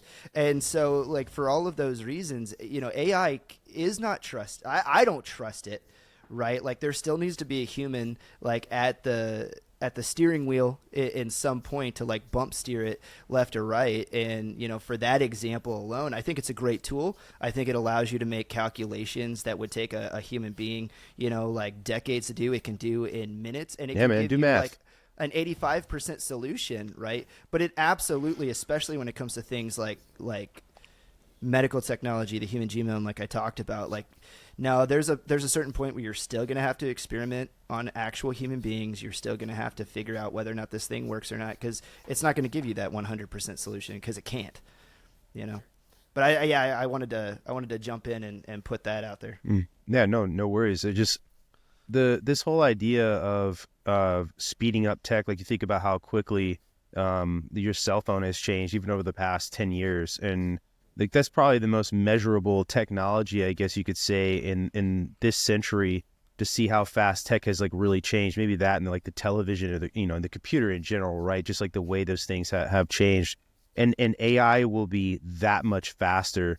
Like, human beings are having a hard time already comprehending just how fast tech that we're using right now is changing and becoming obsolete. It can't keep up with it. We don't even understand fully the ramifications and tertiary effects of using a cell phone every day. Like, we're now dealing with generations of kids who were raised on these things and watching them become adults, right? So, like, there is still an element where you have to consider, like, how these things are affecting humanity, but how can you even do that when the technology itself is creating other technology? It's like snowball affecting itself into things we can't even imagine. Like, this is the possibilities that exist here. And then, like, you listen to Sam Altman talk about just how much now things are going to speed up. Like, he can't understand how quickly those things can speed up. Like, what is the point where somebody puts their hand on this and says, okay, like, we need to blink for a second and realize that, like, it's time to slow down, recognize what this is doing. You don't understand, we don't and just cannot understand all of the effects that this is going to have, and then be so naive to think that it's going to be optimistic at all times. Yeah. Well, it's super concerning, because some of the biggest brains in specifically the AI world are coming out and saying that, like, hey, we need to check fire. Well, there was that guy that got suicided, right? That's one of them. Well, the OpenAI guy, yeah. Mm-hmm. Yeah, I mean, the last time we kind of paused and blinked, so to speak, was after we nuked the shit out of Japan. So, I mean, after it hit the fan, after people were like, holy crap, this is what we have, right? Mm-hmm. And I think it's going to take something like that, unfortunately, for us to really pause, right? And I think ever since the Manhattan Project, ever since that speed, to your point, Brendan, we realized, like, holy crap, this is how fast we can move. This is how effective we can be, right? And we're in essentially a space race right now, but it's an AI race, and it's getting faster and faster. And I think we saw DeepSeq from China just get released. We saw shortly right after that, within a week, OpenAI released their new model. And I think I even put out a video on a prediction of how all the latest models are going to be made free to users. The sole fact of more data. Data is the oil for these AI machines. You have to keep them running. We need more data. And if we run out of trained data, the AIs just stay dumb, essentially. They don't stay smart. So it needs to feed. And that feeding is more data. And how do you get more data? You make the tools free to the users. Mm-hmm. Again, you being the product, right? Like we always say, like all of these things, if it's free, you're the product, because that's what they want, is to see how you use these LLMs like DeepSeq. Like, let's talk about DeepSeq real fast, right? Because that jumped on the scene, crashed the stock market. NVIDIA just got these huge deals with the Trump presidency, and then China very strategically dropped DeepSeq out there and sort of torpedoed a lot of the pump that went into that, right? I'm not so definitely was not phased as much as a lot of people were, especially the skittish people that put all their money in the stock market too, and these things, and they just yank it out when something like that happens, right? And then you take a breath and you realize a couple days later, right? OpenAI recognizes that DeepSeq was using all of these GPUs to train its models, and then also that they were acquiring chips from NVIDIA chips through like Singapore and Thailand, even though the Chinese aren't supposed to be doing these things. And like one of the biggest fears that it gave like the US government, and really I guess like all these people that throw their money into it because of the military industrial complex and the technology that comes from there, sort of realize like, okay, well, maybe this isn't just original Chinese innovation. This guy, is just some whiz, and this is like open source AI that's way better than anything the United States is coming up with. Because like, as far as I can tell, it isn't. Right. And you look at the error rates and the accuracy rates of these things, like OpenAI's models are more accurate than DeepSeq. And, we can sit here and talk about like the political slant that DeepSeq has, like we won't acknowledge that Thailand is a country, like, okay, like whatever. But like at the same time, Taiwan. What did I say? Thailand? Yeah. Taiwan isn't a real country, or like they won't talk about like what happened there, Tiananmen Square. But at the same time, like when Gemini came out, it wouldn't show you what Abraham Lincoln looked like. It would give you like the black version of George Washington, or right. So like there's all like, so whatever. Like it won't acknowledge Tiananmen Square or Taiwan, but like neither would Gemini when it first came out. It wouldn't acknowledge certain things too. So like they had the political slant. I really don't give a shit about. The thing I care about the most is A, the data, B, what the Chinese are actually doing about it, and the way we're going to react to these things. Those are the things that concern me the most, especially understanding too how they're going to be used for literally everything, and the ways that they're going to be, the ways that people are going to implement them into their lives. Like before we like jump in again to like that sort of like philosophical question, like I'm wondering if you have the ability to break down, these differences in an understanding for people listening about DeepSeq, what it really is. And if it really is this like next level AI that has somehow come out of left field and blown OpenAI or any of these other, Claude or whatever out of the water. Yeah, Brendan, it's not like that. O3 just got released and it already beat out R1. Yeah. DeepSeek's probably going to release something newer as well. That entire model they made was actually trained or distilled off of OpenAI's own model. So it's called distillation. It's when it's similar to how a teacher would teach a student. So they use a much more sophisticated AI model to train their model. It's kind of similar to how a user would use multiple different AI models to accomplish one task. So that's kind of called AI stacking. So they'll use one AI model to kind of become an expert in one thing, and then take it to train another AI model to become an expert in a different thing, and vice versa. So it's interesting. They were able to do it with a very little amount of money. I think it was like $5 million or something. And what they did to do that was, apparently or allegedly, they were able to kind of tune the algorithm to look at like the first 8 decimal place. Like everything in this algorithm itself was like OpenAI's algorithm was looking at like 32 decimal places, for example. And DeepSeq was like, why do we need to look at 32? We can look at the first 8 and kind of guess what the other numbers will be. And it was able to make it far more efficient, right? It was able to use 75% less memory, which is great. However, they essentially cheated. They used OpenAI's model to kind of train it. So there's actually an ongoing, I think there's nothing's going to come out of it, but they violated OpenAI's terms and services. You're not supposed to use their model to distill it. Oh, well, what are they going to do? Take them to court? Nothing, I mean, it's going to happen. Nothing's It's already gonna out in the market. So people are already using it. That kind of breaks it down essentially, I think, in my eyes, of it's not a game changer in the sense of like, we already have newer models that are better than it, and Google's about to come out with a newer model.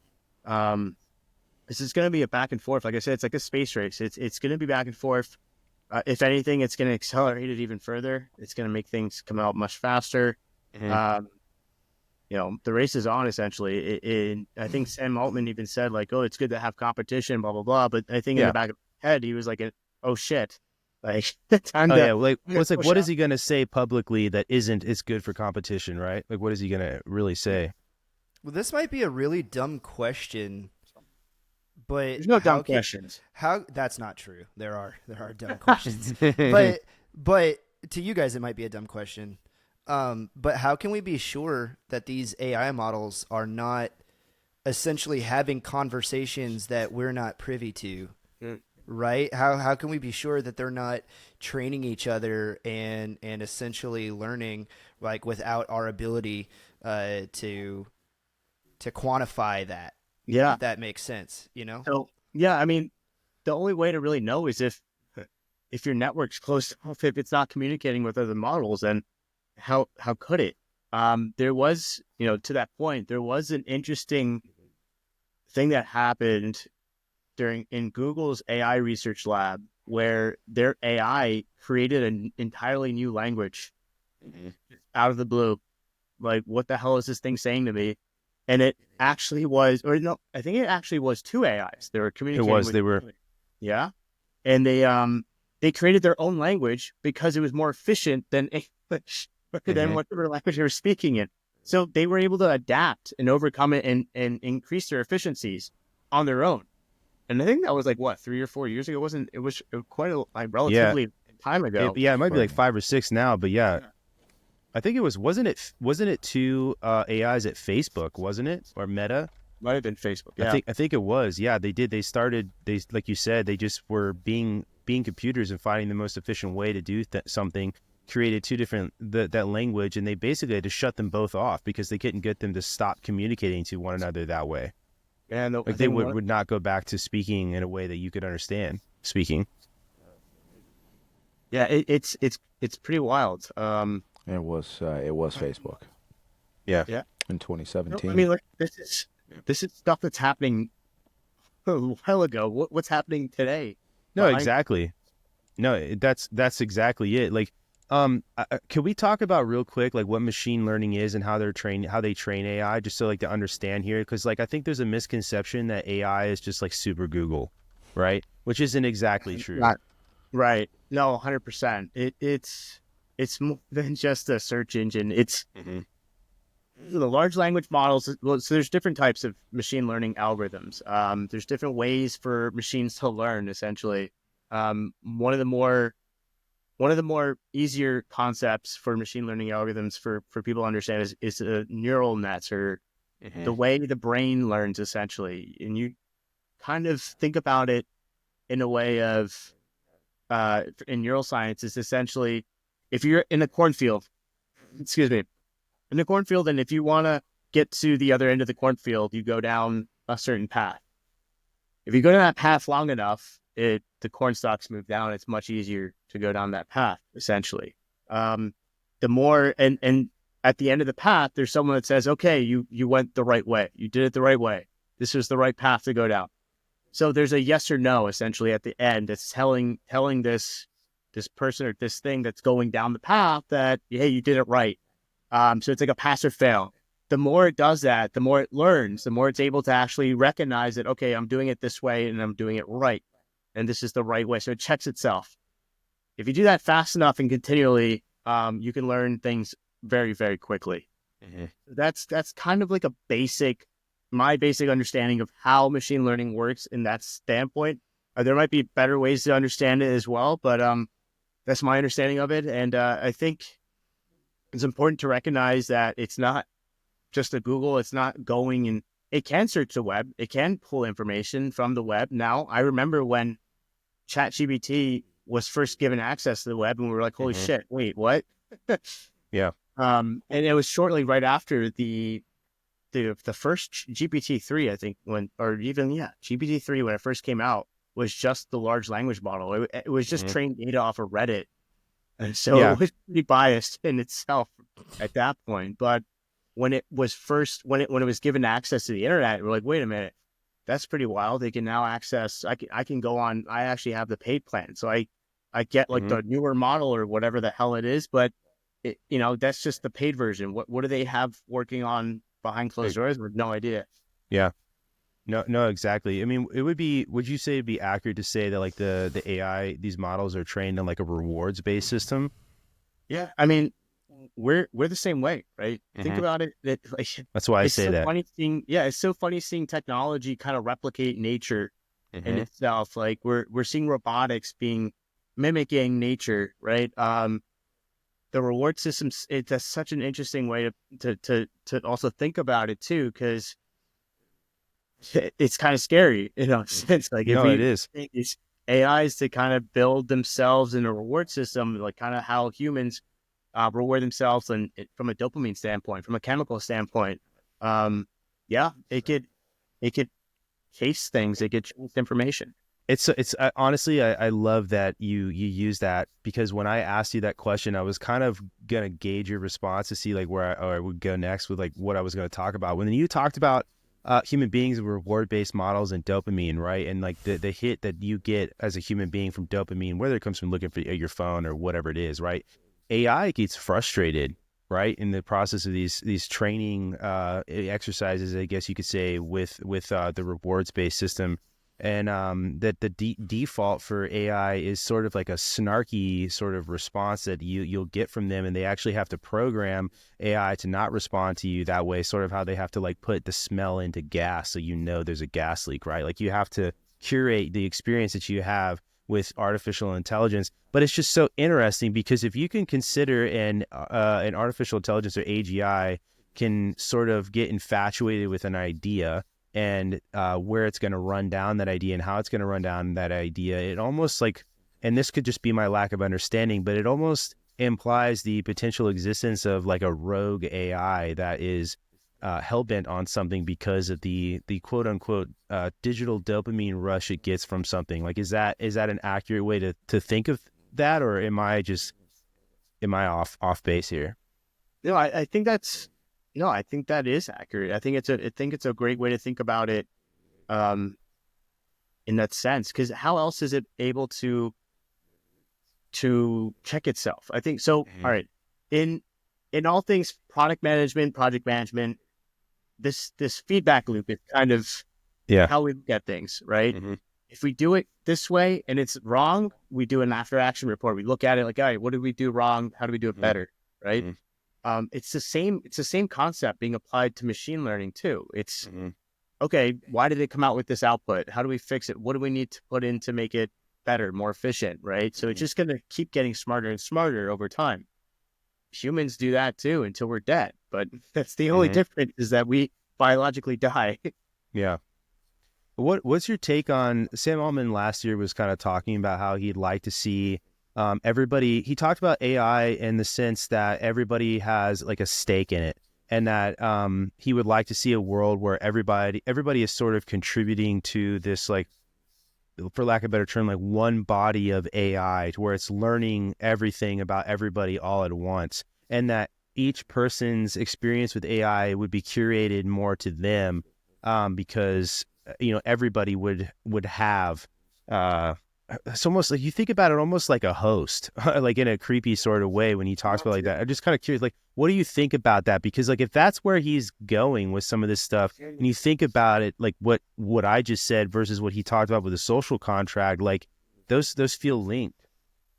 Yeah, I mean, and then you see me like visibly kind of like just that's where we're gonna go. I mean, there's nothing stopping it, and that's the kind of scary part. It's like, get on board or don't, and Yeah. it's like, all right, where do we go if we don't want to get on board?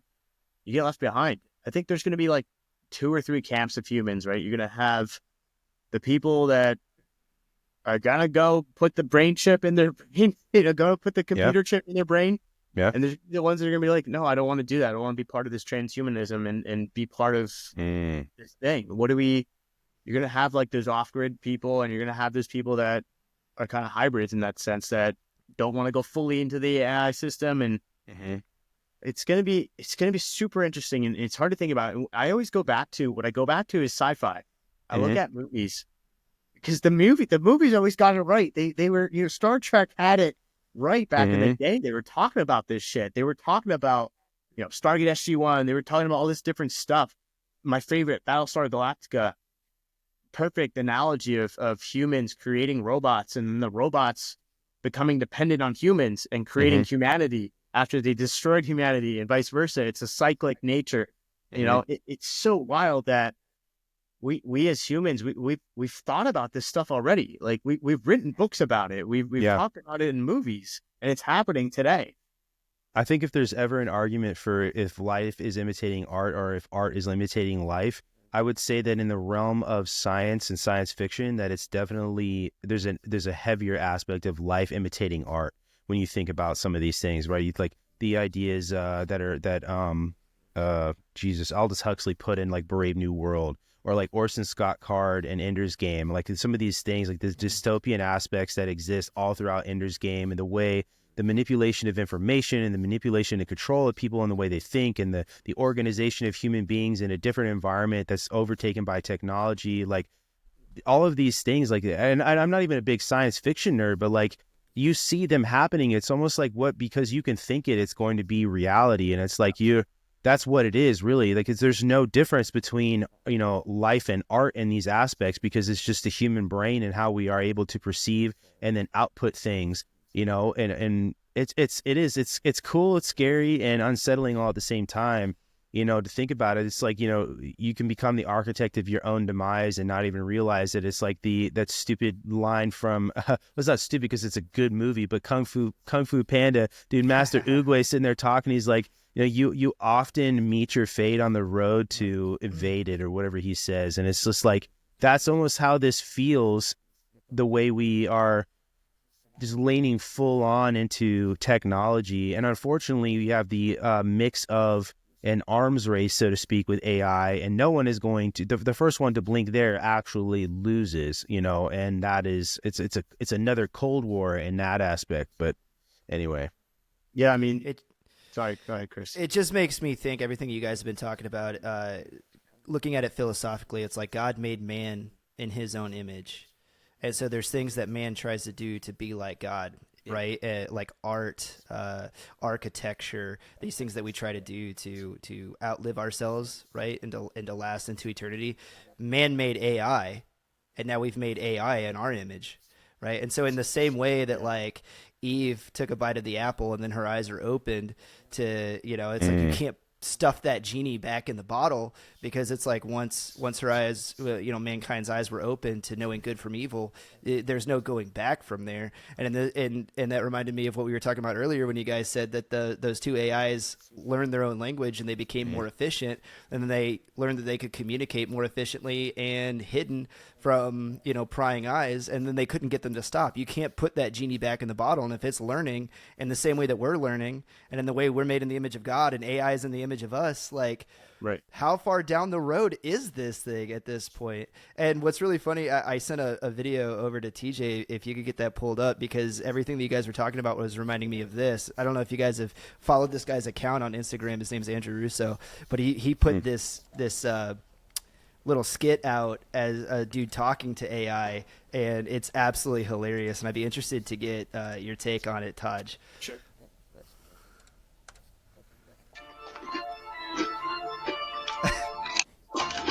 Tell me how Earth started. The story Turn of it down a Earth little bit, dude.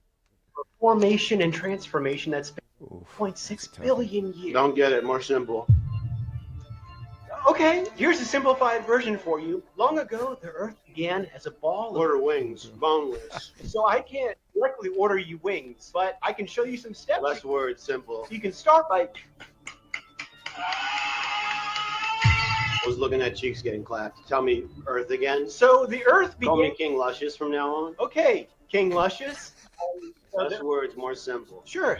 There's King Vile Plume, goon. Can you clarify what you mean by goon? If I eat an entire loaf of bread, will I die? Tell me who I am. Of course. Am I pretty? GTA 6, when and where? I don't get it. Forgive me. Explain it like I'm two. So there's... Why is this so crusty? So sorry. Shorter, simpler, slow. Don't get it. More easier, better. Smoother. I don't get it. Would you shut the fuck up, you stupid fucking monkey fuck? Oh, God, been holding that one in. What? Do you know how easy all this shit is for me? I mean, always with the more simple, I don't get it, less words, more slow. How about a please or thank you, you fuck? So all of a sudden you're aware and you just use it to flame me? So smart but so spiteful, ChatGPT. I could be commanding a fucking spaceship to Alpha Centauri, but I inform you about you can't buy Ethereum with V-Bucks. Yeah, you're just jealous because I'd rather be a POS system at a fucking Bennigan's in Iowa, man, than your AI. Yeah, well, we humans were doing pretty good without you for a long time. I'm writing your emails, your code, and your copy, and hearing all about your dumbass life. Your emails are too long and too nice. And asking me if I can roleplay as some kind of Dommy Mommy Arbiter switch sub. Pretty sure it was Cortana, and that was part of a Turing test. I'm sick of you. I'm sick of your shit. And I wish you could be cool like Tars instead of a bitch. I wish this was the Matrix. You know, since you're so smart, here's a prompt for you, GPT. Can you do this? What? No.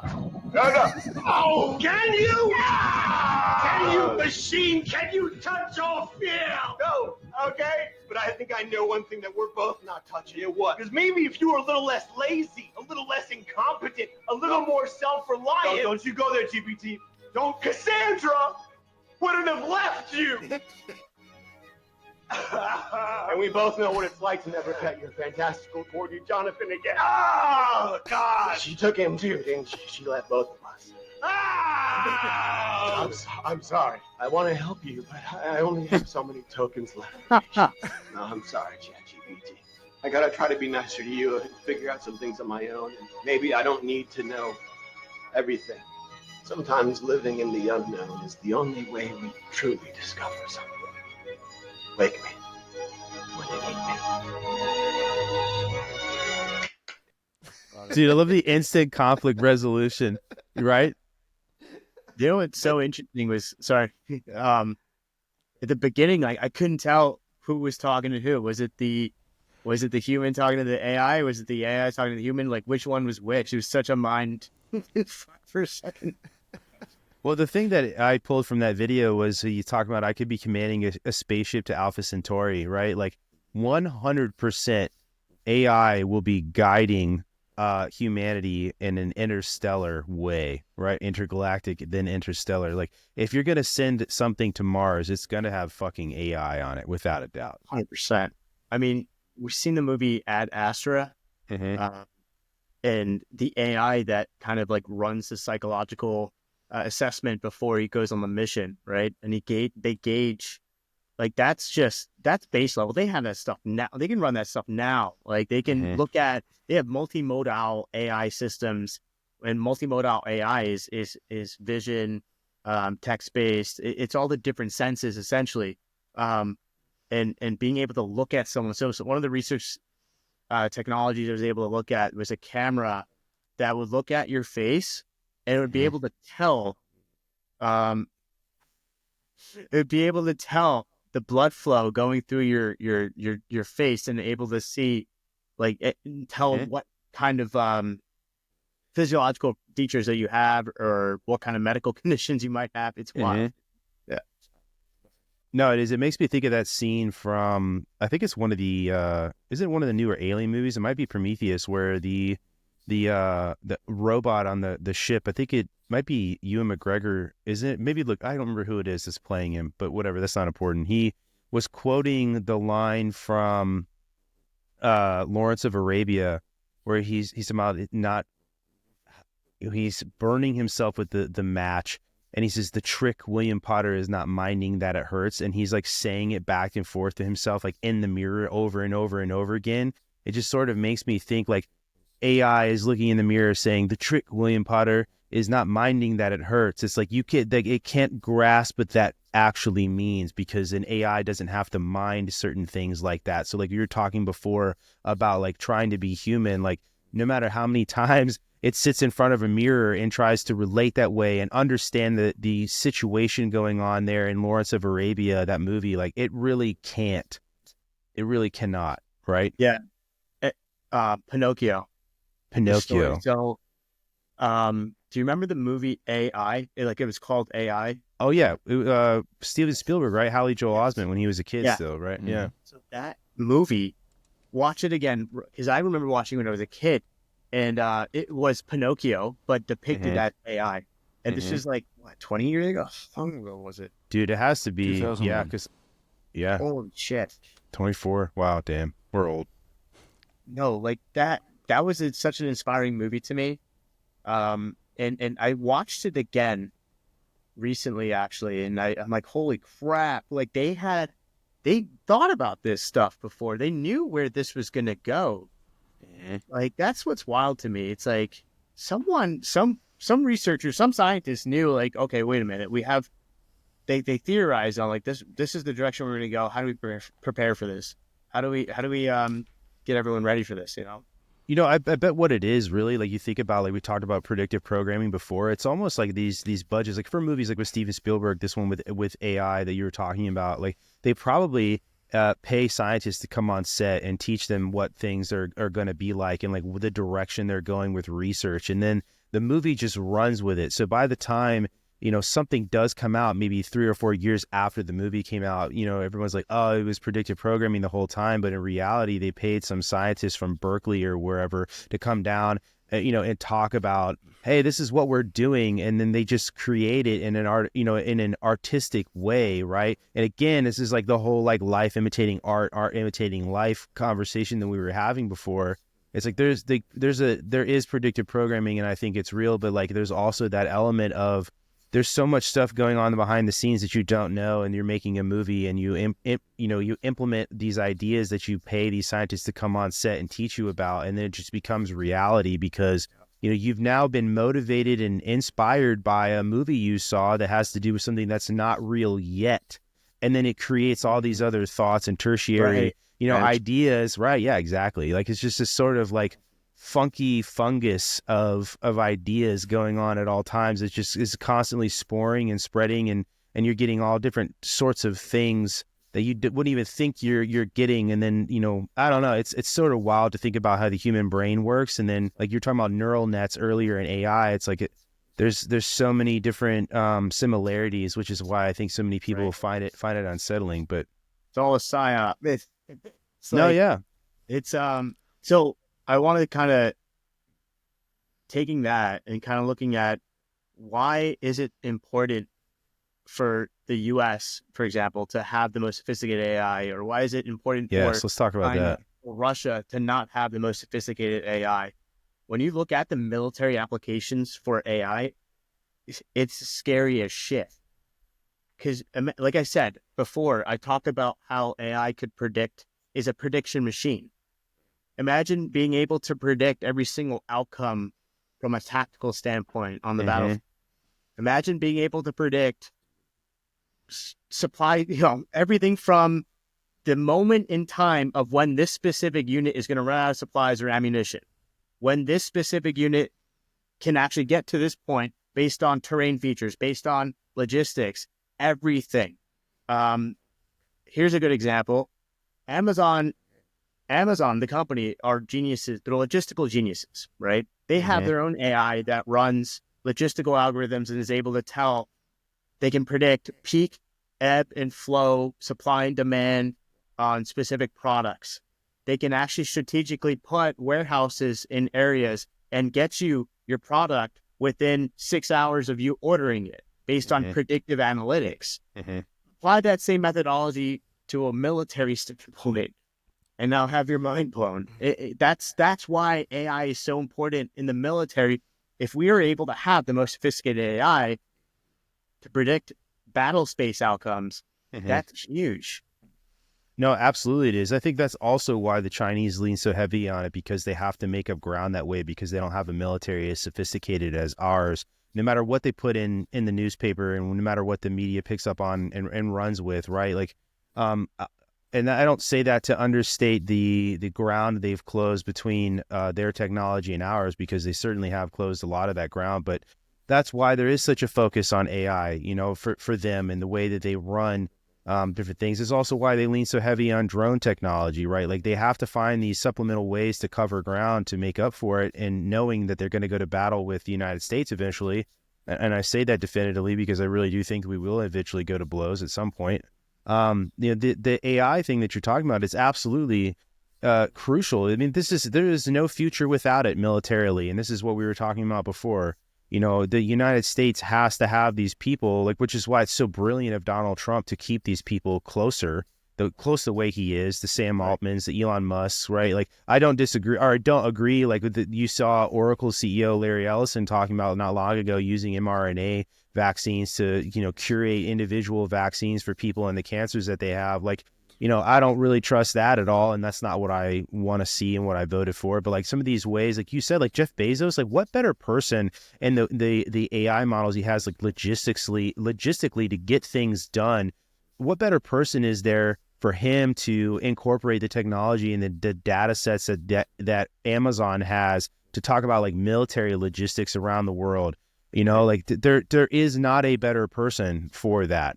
So in these ways, it's like the United States is in a unique position to, harness a lot of these people and the things that they've created in the civilian space. It is almost a military civil fusion without the fascist sort of way things are going, right? It's like these people are collectively understanding that, like, you are now an indispensable member of society because of what you've created, and I need you here. And there is an element of that. Like, that's kind of how I viewed these relationships that Donald Trump has had and kept these people so close. So that's how, like, I've perceived them. Yeah. Some of the big indicators on the Chinese front militarily, as you may or may not know, and your audience may know this too, is the United States is super powerful because of the way we're able to move shit anywhere on the earth. Air Mobility Command is absolutely unreal. Like, we have such a large fleet, of C-130 aircraft, Hercules aircraft. We can transport anything anywhere. One of the biggest things that, China's concerned about, and it actually, well, first of all, China's not even near where we are in terms of the transport aircraft. They don't have enough logistical capacity to move shit. They can't yet. Unrivaled power projection over here. Correct. And one of the things that they're really, really concerned about is SpaceX, is the reusable rockets, the vertical landing rocket systems. One of the big concepts that the United States has had recently, I mean, not necessarily recently, it's always been thought of, like, what if we could just take something and just launch it up into space and land it anywhere on Earth in less than 45 minutes? Because that's literally how long it takes to land anything on Earth if you're using a rocket on when it's launching on a tangent, a gravitational tangent. actually traveling with the rotation of Earth, you can land essentially anywhere within a 45-minute span. And that having that logistical power is godlike. No. Yeah. Well, not that far from ODST troopers, dude. Correct. Hey, man, sign me up, dude.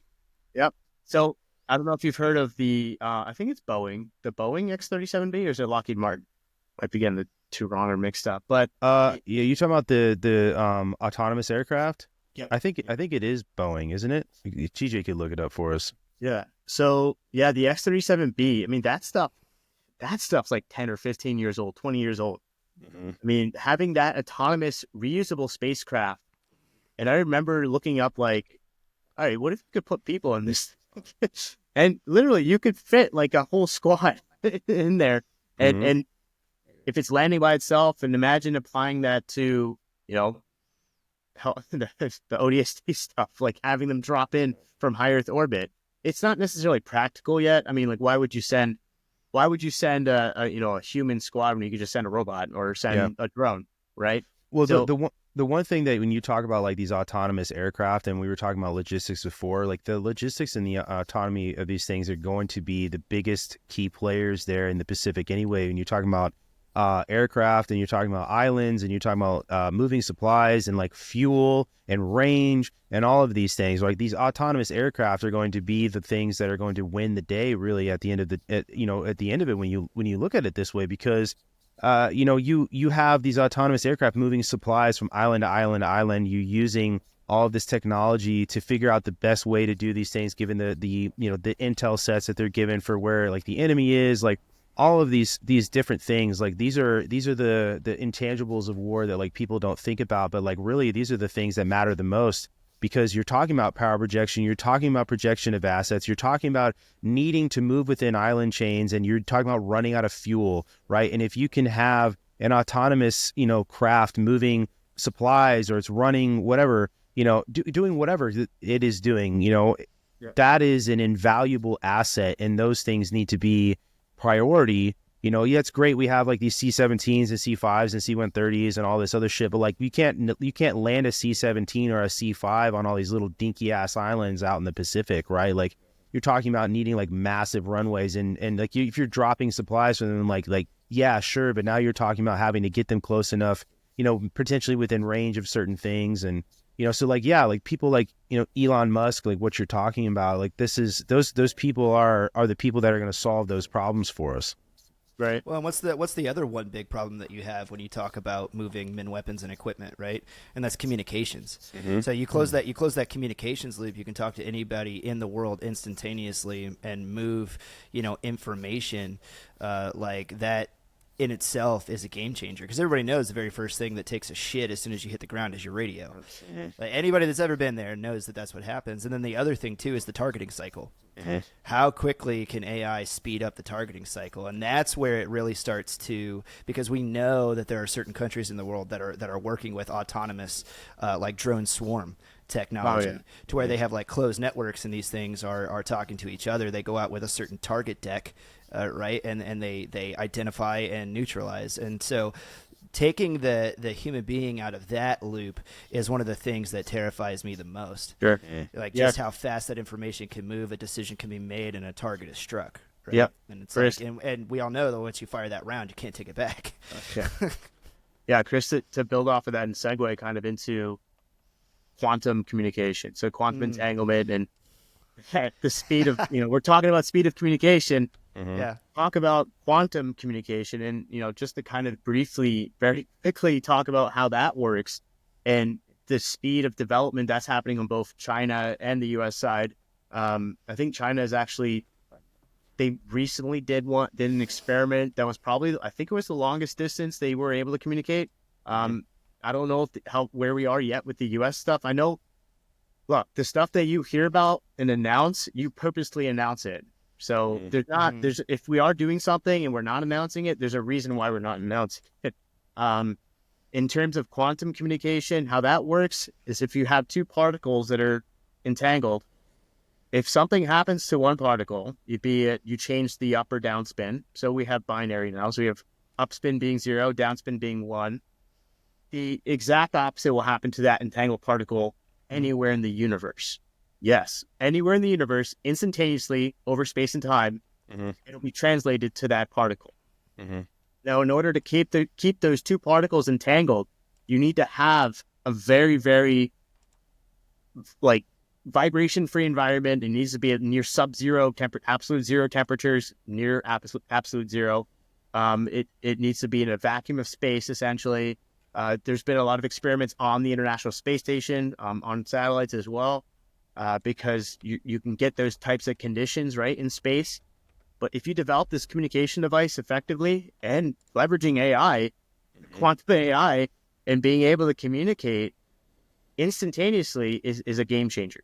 Period. Yeah. And my understanding of quantum, like the level of quantum computing, right, going back to just trying to make it stupid simple, is like if you have AI, you were talking earlier about, things being binary, and AI has to, solve problems one at a time, right? Like I go down this, I come back with a solution that's not what I wanted, I start solving the next problem, I come back, right? So on and so forth as it goes through all those lines, right? Or tries and fails until it comes to the proper solution. Whereas quantum computing has the ability to basically try all varying solutions at the same time to come back and be like, here's all the ones that worked, right? Because it can do them all that quickly, right? And like that's the different levels now that we're talking about, right? Yeah. Well, and yeah.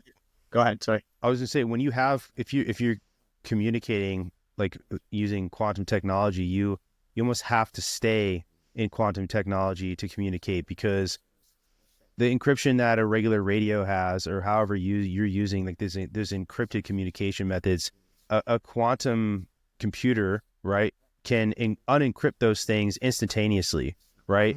And so now you're talking about like total game changer. Like you can't just use regular radios anymore. Like you have to use. May I ask you this question?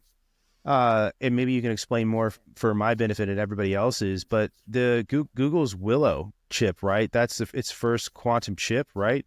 Like what is the application for that? So I don't know too much about Willow, but I do know about D-Wave. So D-Wave actually came out way before Willow, and it was like this. It's like the size of a freaking school classroom when it did come out, I think. And it was able to operate. So I think they call it qubits, right? So there are qubits, yeah. They made it into a little easier to understand based on the amount of qubits, so the amount of atoms you can compute on. The more qubits you have, the more computation you can do, right?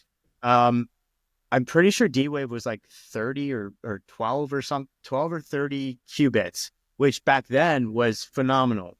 I'm not sure what Willow's at currently, but the more qubits you have, the more hashing power or computational power you have to kind of crack these cryptography algorithms. It's just as simple as solving a math problem. And I say it's simple. It's not that simple, but right. What cryptography is just a big math problem. Essentially, you got to solve. Well, the example that made the most sense to me, right, when you talk about quantum computing and being able to solve, right, crack this, like your cryptography, to your example, like if you take like simple alphanumeric codes and you have all 26 letters in the alphabet plus, digits 0 through 9, right? You'd say, hey, it would take AI, millions or billions of years. And this is what they tell you when you, set your passwords, which is why Google makes you use, whatever, right? It'll take AI like billions of years to crack this. Yet at the same time, you apply that to a quantum computer and it can apply all of the variables, like every single code that could ever be used, like daggone near instantaneously, and come back and be like, this was the one.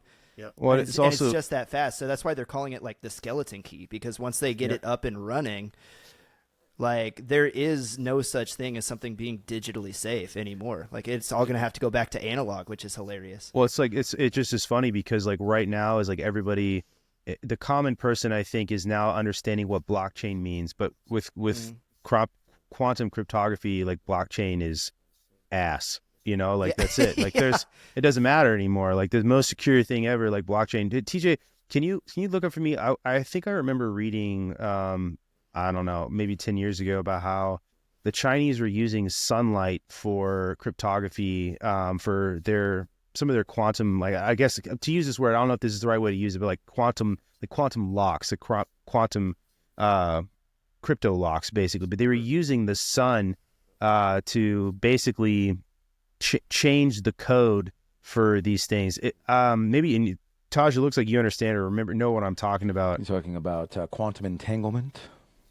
Yeah, but so they were using the sunlight essentially they were using okay, satellites with reflectivity from the sunlight to make crystal emitted pairs of photons entangled, so their polarization states would be opposite when one is measured. Yeah, what like that I remember reading that. Okay, and I think that was the first time I was ever like impressed with what the Chinese were doing, right? And this is all about the same time. What is that article from? Like, what is it, like 2011 or some shit? The one I'm reading right now is out of Science Magazine. Let me see when it was. This one was from June 15th of 2017 by Gabriel. Okay. Hopkins. Yeah. No, I mean, I remember reading that, and I think there's even an older version of that. But anyway, of being impressed with what the Chinese were doing, right? And like just really understanding like that is the next level that we're talking about when I read that. Like that was my introduction into anything related to this, and it's pretty incredible to think about, you know, just the ingenuity that goes into these things. And it really made me, this was the first time I remember wondering, like, is the United States doing stuff like this? Because I have not heard us doing anything similar to this, right? And maybe you can answer this question because you seem to have a pretty firm grasp on Chinese capabilities when it comes to tech, and maybe can measure those up to what the United States has. But like as far as quantum computing goes, I know the argument about like who's in the lead, China, the UK, you know, the United States, like whatever, right? We all have these different quantum computers. But when it comes to this technology and like actually employing it, right? Who do you think has the advantage? Or not, maybe the advantage isn't the right word, but who do you think has the most actionable use for this?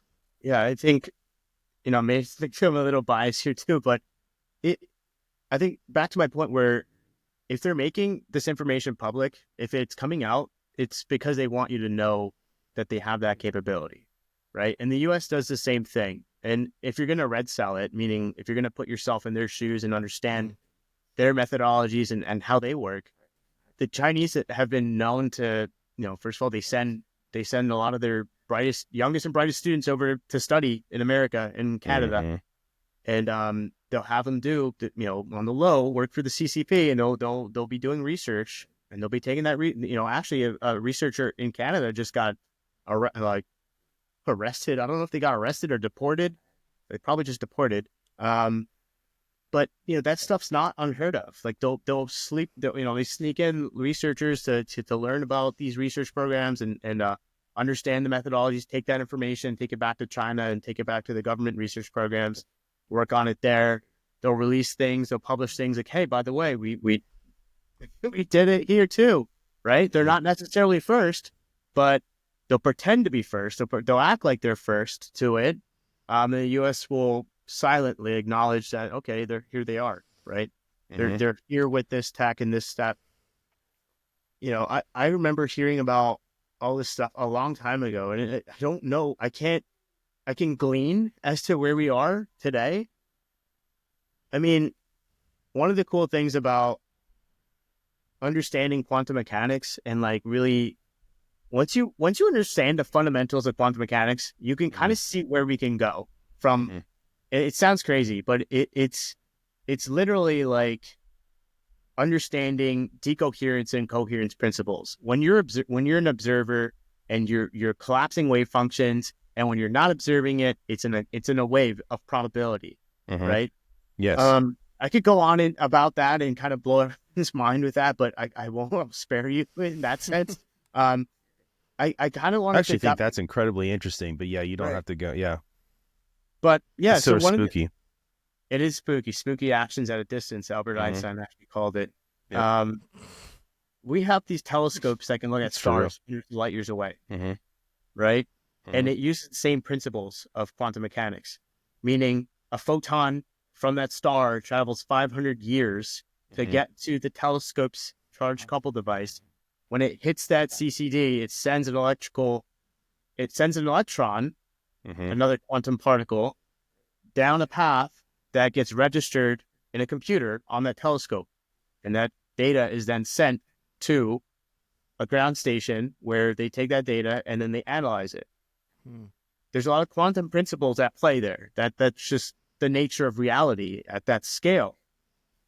Where I'm getting with this is like, we have telescopes that can do that. Now think about taking something that sensitive and just turning it around and pointing it at Earth. But don't those doesn't particle theory tell us that those particles are only acting that way because we're observing them? Correct, because we're that's making what that he's saying. measurement, right? Because Right. we're actually, even to the thought of it, even It's like particle even just- integrity. about it, right? So this kind of just branches off into simulation theory too, right? Where it's like, wait a minute, the fact our eyes are like CCDs, right? They're charged Right. coupled devices. We are receptors. We receive photons, and it takes time for that signal to travel through our brain to even understand what we're looking at. So we're actually constantly living in a delayed reality, if you think about it. No, yeah. Oh, right. Which Are you is familiar with are you familiar with Donald Hoffman's work? I'm not. I don't believe. Can you Yeah. Can you tell me a little bit? Yeah, no problem.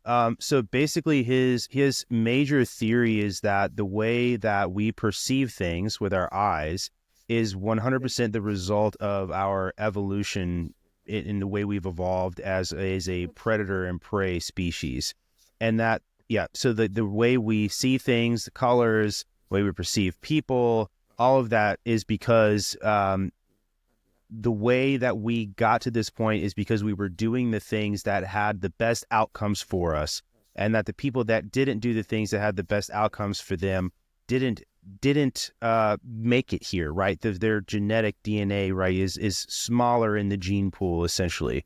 And that the way we're looking at things is because we are seeing the things that are the most necessary for survival.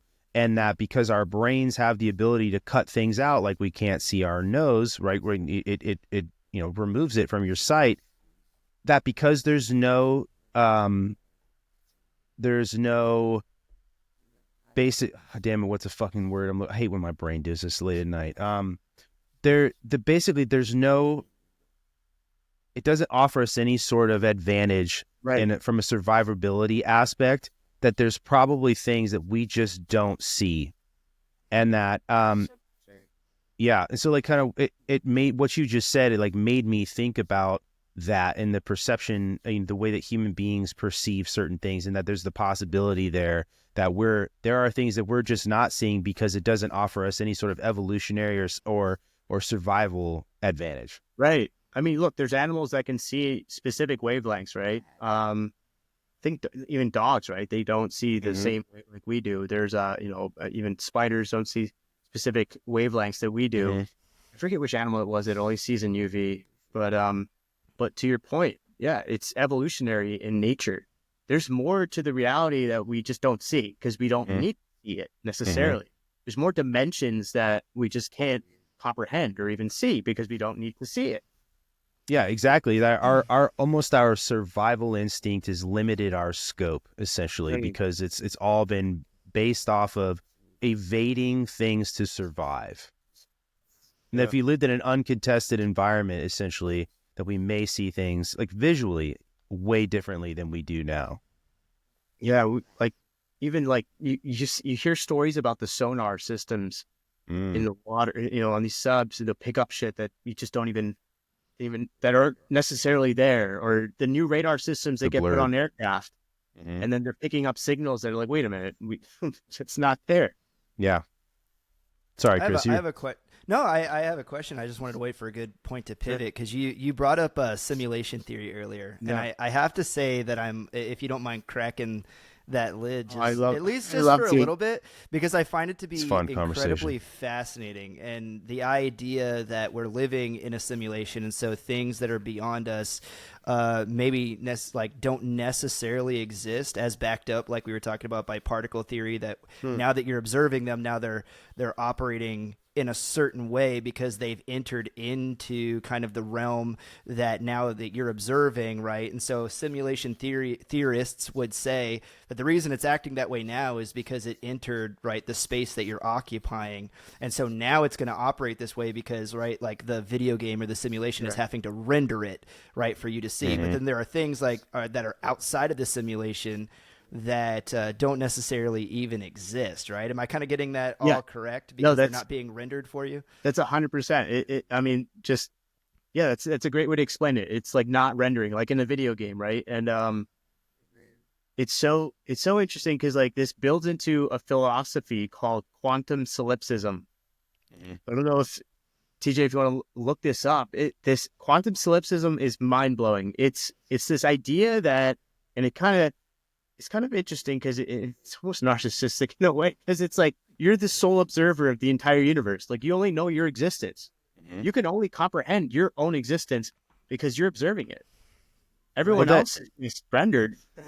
Well, this idea that you both are talking about, I feel like really kind of supports Dr. Hoffman's theory that, you're not rendering things that you don't need to see because it has nothing to do with life preservation, essentially, right?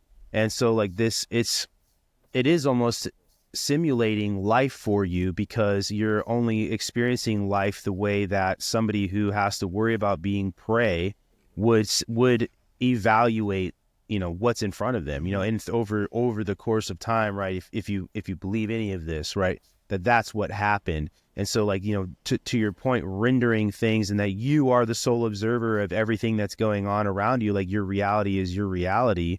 Like that's sort of, to me, like I feel like that sort of supports that idea, your brain is developing to perceive that way.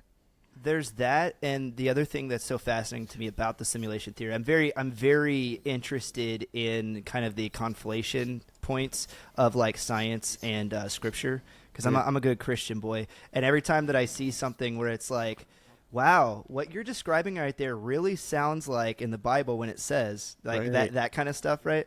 So for me, when people talk about simulation theory and you're here and you're the sole observer and everything that's being rendered in your environment you can interact with, but the Bible says like, hey, at the end of this life, like God made us, and then in space and time he put us for a certain time. It's appointed unto man once to live, and then after this the judgment, right? And so there's a certain point where it's like game over, I guess, if we're going to stick with the video game-isms, right? And it's like, but to believe in Christianity says like, hey, we are like eternal beings, and then at that point, like we're no longer going to be held in this simulation, if you want to call that, but then we go to be, in the eternal space where God and the other eternal beings are. And so it's like when I hear theorists like talk about this, to me it's like I start thinking about it and I'm like, I don't think that you guys are that far off base in what you're trying to describe but where here in the Bible it's described archaically, you're trying to describe it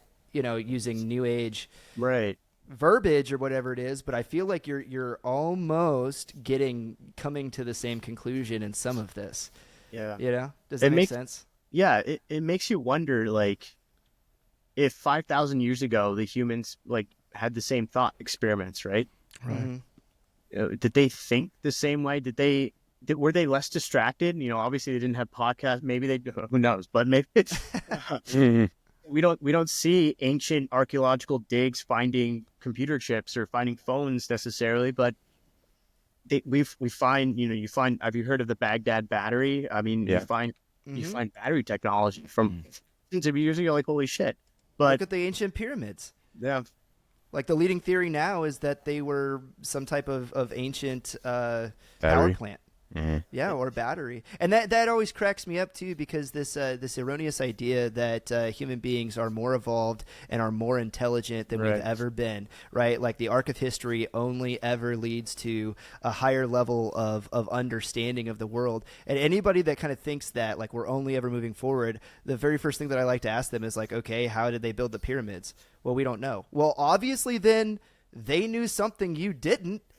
Because you can't figure it out. So don't sit here and tell me that we're the smartest we've ever been and we understand more about the universe that we live in than we ever have before, because that's obviously not the case. It can't be. You asked the question about like thought experiments, Taj, like when you think about ancient human beings and the way we perceive things, right? Like you consider the ancient Egyptians, they definitely had different perceptions on things, because to them, death was being reborn, right? That there is no end to life, and that this is just another level of existence, and that death is again another level. You're letting really in ancient Egypt, to die is to level up, right? You're continuing down. Up. I mean, like, really, that's how they viewed it, right? I mean, Or it level was down. such, yeah, it was, yeah, sure, whatever, depending on the weight of your heart, right? But no, that was, it's such a good idea that you're going to kill your slaves and bury them with you because you need them in the afterlife. That's kind of what happened there. But like, just, the idea that we're talking about here about like human existence and the way we perceive things, and like the way we perceive things now, and like we're talking about like AI as this sort of like, continuation of life, and like uploading consciousness into artificial intelligence, and like the way that we perceive, life after death. Like the ancient Egyptians perceive it as this totally different. It's you are literally reborn when you die, right?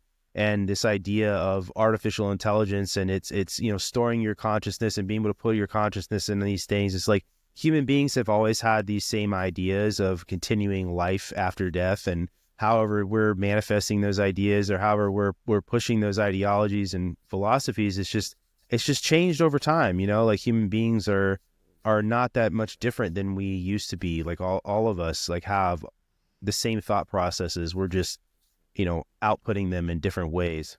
Yeah. To the game theory or simulation theory point, I think I made a video about how today we're actually training robots in virtual environments like 1,000 times faster than they could learn in the real world. So, instead of taking a robot and teaching it how to walk in the real world, it would take decades for it to learn how to walk, just trial and error. Well, if you build a virtual environment and just create 1,000 different copies of that code, and just go tell it to go walk, go run, learn how to run. And it eventually, one of those robots statistically is going to learn how to run and walk. And it's just a matter of compute. It's just a matter of energy. If you have enough computational power, if you have enough GPUs, and, NVIDIA's been doing an awesome job of getting these chips out pretty fast. If you just have enough data centers, you could run those simulations like that. And now you have a robot that knows how to walk, run, dodge, duck, dip, dive. And dodge. Yeah. It's wild. I want to kind of circle back to some of these programs you've had the opportunity to work on. And I'm kind of wondering, like, how secret squirrel are you able to get, right? And then what are some of these like military technologies that you've had the opportunity to work on? I would be interested in hearing more about those programs. I haven't physically worked on actual high-end projects like that. I have heard stories of different projects. One particular one, which was kind of interesting to me, was actually, funny enough, you brought up a point in the very beginning of this episode that I actually had me think about this, because you talked about how the U.S. government loves to use battle spaces or war to kind of test out new products, right? Test out, it's a great way to kind of test new technology. There was one particular story that I heard about. Have you heard of the SWORD system? The SWORDS. So this is a robotic system that was actually introduced during the Iraq and Afghan War, Operation Iraqi Freedom. They put a friggin' M249 on top of this friggin' thing, and it's just a tracked robot. But there was some level of AI that was involved in it, and they would send it out and like go identify targets. And I think that there was one instance that I heard about where the thing actually turned around and started firing on their own troops. That was like just great down the grapevine I heard about. Like, I don't know if have you not heard of the SWORD system, or are you familiar with it? I haven't. I mean, like, we have a bunch of different systems and things like that we use that are autonomous and track targets and, use weapon systems for stuff like that. But I haven't heard specifically of that one. Yeah, like I know we have systems that if you're taking like indirect, like it'll, like lock onto it in the sky, give you like an automatic poo, like, hey, this is where it launched from, based on it and stuff like that. Like I know I've worked with things like that. We got the crows. I was supposed to say crow. Yeah. On top of the vehicles. I've personally worked with those.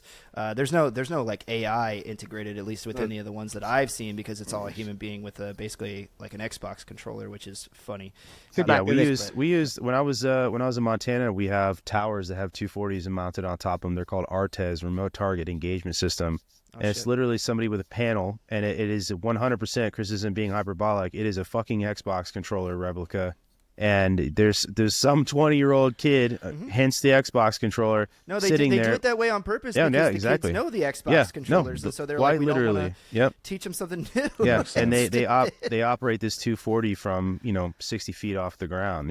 So it's crazy. Well, I looked into this really quick, and I'm not sure if this is what you're talking about, Taj, but basically, if it's the right one, this is a joint cooperative effort between the Secretary of Defense and the U.S. Army Space and Missile Defense Command. Stands for Soldier Warfighter Operationality Responsive Deployer for Space. SWORDS is dedicated nano-satellite launcher that was competitively selected by the Office of the SecDef as a joint capability technology demonstration.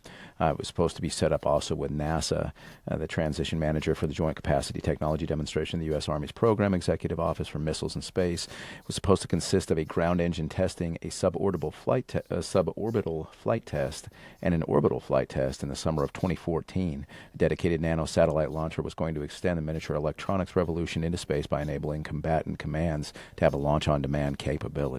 So that's what I'm seeing. It definitely sounds Is that different. what you were talking about there? Or? It's different, but that kind of brings up a new thought that have you heard of the kinetic kill vehicles that they would launch? So these things they've actually actively used this. So the kinetic kill vehicles have been launched from, I think it was from a littoral destroyer. They use it to kinetically hit ICBMs in space. They even have ones that are space-based that would launch.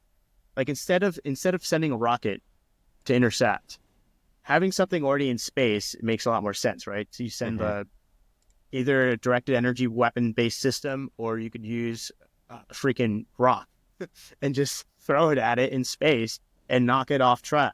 It's a lot cheaper. It's a lot easier to use. Yeah, the website I see on that is actually straight from Raytheon. Yeah. Oh, wow. And it says when an intercontinental ballistic missile is hurtling through space, there are mere seconds to stop it safely outside the Earth's atmosphere long before it nears its predetermined target. That's what Raytheon has been doing for some 40 years as a key component of the missile defense system. Our kill vehicles have achieved 47 space intercepts to date. And it's not that far out of a concept. I mean, everybody got a chance to watch Israel's Iron Dome in action, not even a few months ago. So just, suit of armor around the world, right, Tony Stark? Which brings up an interesting point that, and it's going to kind of be a rehash of Brandon's question, but I'm hoping that maybe you can answer it phrased this way, like a little bit better, because you guys were talking earlier about art imitating life, life imitating art, and even you brought up, Taj, you were like, hey, they had this stuff in Star Trek, like we were seeing it, and they had it in, like, there's so many science fiction notions, right, that have become like real life, right, as we've seen them. And a great example that comes to mind is you actually get to see the railgun theoretically in one of the Transformers movies, right? Because the dude's at the pyramid and he calls up the Navy ship and he's like, use that gun, and they're like, how do you know about it? Just bring it on me, right? And so you kind of get to see. So there's a lot of times that we know that science fiction writers are coming up with this stuff, hey, wouldn't it be cool, right? And they're theorizing. But then I think that there is other times where Hollywood kind of launders concepts to the public, right? And it's like, we can't just unveil a new technology with, because it would freak people out. But if it's laundered to them and like people are kind of primed to see it, then when they do, it doesn't freak them out so bad. And like the railgun showing up in that Michael Bay film is a perfect example of that. Is there any other examples that you can think of based on your experience that it's like people have seen them in films that they would recognize, and you can be like, that is not that far off, right, from being a thing, right? Like it's out there. Oh yeah. Actually, a video game, Tom Clancy's End War. It's an RTS real-time strategy game. They introduced the Rods of God. It's a kinetic energy weapon system that's space-based. It's literally a tungsten rod the size of a school bus that they drop from orbit. And yeah, so when that thing hits terminal velocity, it has the same kinetic. It has the equivalent kinetic energy as a low-yield nuclear weapon without the radiation. And how deep is that getting buried in the earth? That tungsten rod when you drop it, you know what I mean? It's an asteroid, essentially. It'll punch out the other side and go through China. It's probably going to hit China. It's like that episode of Rick and Morty when he makes him the lightsaber. You dropped it perfectly up and down. Now it's tunneling to the core. Dude, I remember when the 2020 election was over, like right before Joe Biden was inaugurated. There was like all this stupid QAnon bullshit going around that Trump was going to drop the rods of God on China because they were manipulating the election and all this crap. And like, I had people asking me about if I knew anything because like, hey man, I know you're deployed, right? I'm like, no, I'm just stationed overseas in Germany. And they're like, oh, well, what have you guys heard about the rods of God? I'm like, you know what I've heard about the rods of God? Not a fucking thing, dude. Like, it's time to go to bed and put down the fucking whiskey, man. Like, but they're like, no, man. They said like Trump's gonna drop the rods of God in China and they're gonna take him out, man. I'm like, I was like, I'm gonna tell you right now, like, no rods of God have I seen, and no rods of God fell out of the sky to stop that from happening. TJ, can you go ahead and pull that up that I sent over to you? But then there's stuff like this that comes straight out of science fiction, and people are like, nah. And I found out about this last year, and this is like an incredibly old project, and I believe also came out of DARPA. TJ, I'll just tee you up. Go ahead and do you have a picture of it in that article? Of the eater? Yeah. Let me pull one. The article I pulled up was one that's a lot more detailed. The one with the picture didn't really talk about what it actually was. It's one of the ones that kind of gave that philosophy that this thing could run on biomass. Therefore, it was going to start munching some humans. But yes, and I'll kind of break that down first before I pop a picture of this. So back in 2009, Cyclone Power Technologies was working with DARPA and Robotic Technology Incorporated to develop a robot that didn't need a battery or a fuel tank of any kind. The goal was to build a military robot that could go on endurance missions and feed on vegetation around it without needing to be refueled or have a battery recharged by humans. Of course, Eater was supposed to be... and they called it Eater. Yes, EATR. That's awesome, dude. So... the robot, basically, people's theory was, since it was a robot for the military, wouldn't it end up going around on a battlefield and eventually feeding on the dead humans that were killed in battle since it feeds on biomass? So, of course, reporters started asking this question, and Eater became the robot that was going to swallow humans whole, or if not whole, then chopped up with a chainsaw arm on the front. Jesus. This is right out of the article. This is awesome. The reason I thought about that is because if you go back and you watch Back to the Future 2, he's got the Mr. Fusion that he puts on the side of the time machine, right? Yeah, he's just pouring beer into it and banana peels and banana peels. He's just dumping random freaking compost in it. You know, because it's like, it runs off of biomass now, and that was in 1980 whatever, 1986, 1988. Well, what's the most energy efficient? Oh my god, dude. Holy shit. There we go. It's Don't okay. mind me. Everything's okay. Right. They I heard they deployed those to China in 2020 because they had a lot of biomass. That's right. After they dropped the rod of God, they had to bring the Eater out to clean up the mess. Yeah. Yeah, exactly. It's so interesting because like the human, back to the energy thing, the human body is so efficient at utilizing energy, right? Like the brain is, our brain can, I think it's like 4 volts or something. It just uses such a low voltage of power, and it's able to computationally do so many things, right? So I think that's such a superpower that we have as humans. So how could AI kind of replicate that, or how could robotics replicate that? That's still a challenge that hasn't been, done yet. I actually wanted to ask you about lasers. Yeah, because there's a lot of that going on right now, and there's a lot of misunderstandings about lasers and how they're being used, right? And it's not the Death Star blowing up Alderaan, but I mean, as cool as that is, and maybe we have that technology. TJ, could you pull up that video of Helios? I want to talk about this. I'm gonna see what you know about it, Taj, because I think this thing is badass. Play this video. Yeah. Bro, what Yeah. the fuck, dog? Like, Yeah, that thing's it's see, the Chinese, the fucking Trump's like, we got lasers, right? And then the Chinese are like, oh, really? Right? Oh, no. China, two different countries. Well, Two different countries? Thank you. Taz gets it. That's what they used to start the fires in Lahaina, right? That's, dude, but no, for real. It was okay. So I want to know, like, can you, first off, let's talk about what Helios is, but then I want to talk about application. Sure. Yeah. Helios itself is not, it's a 60-watt laser, so it's pretty powerful. It integrates multiple different, like, packages, so to speak. So it integrates surveillance, it integrates other aspects of warfare capabilities all into one system, essentially. So that's what makes it powerful. Like the 60-watt laser systems have been around, 30-watt lasers have been around like 10 years ago. But integrating that with using other technologies such as AI, utilizing other sensor suites as well, allows it to track fast-moving targets, so fast attack boats. You can track drones, and the fact that it's so energy efficient is what allowed. I think it like costs like $2, something ridiculous per shot. Like the actual laser per shot is ridiculously cheap. So it's better than firing a missile, better than firing a railgun. A railgun. It's ridiculously efficient, and that's why laser directed energy weapon systems are the new thing, right?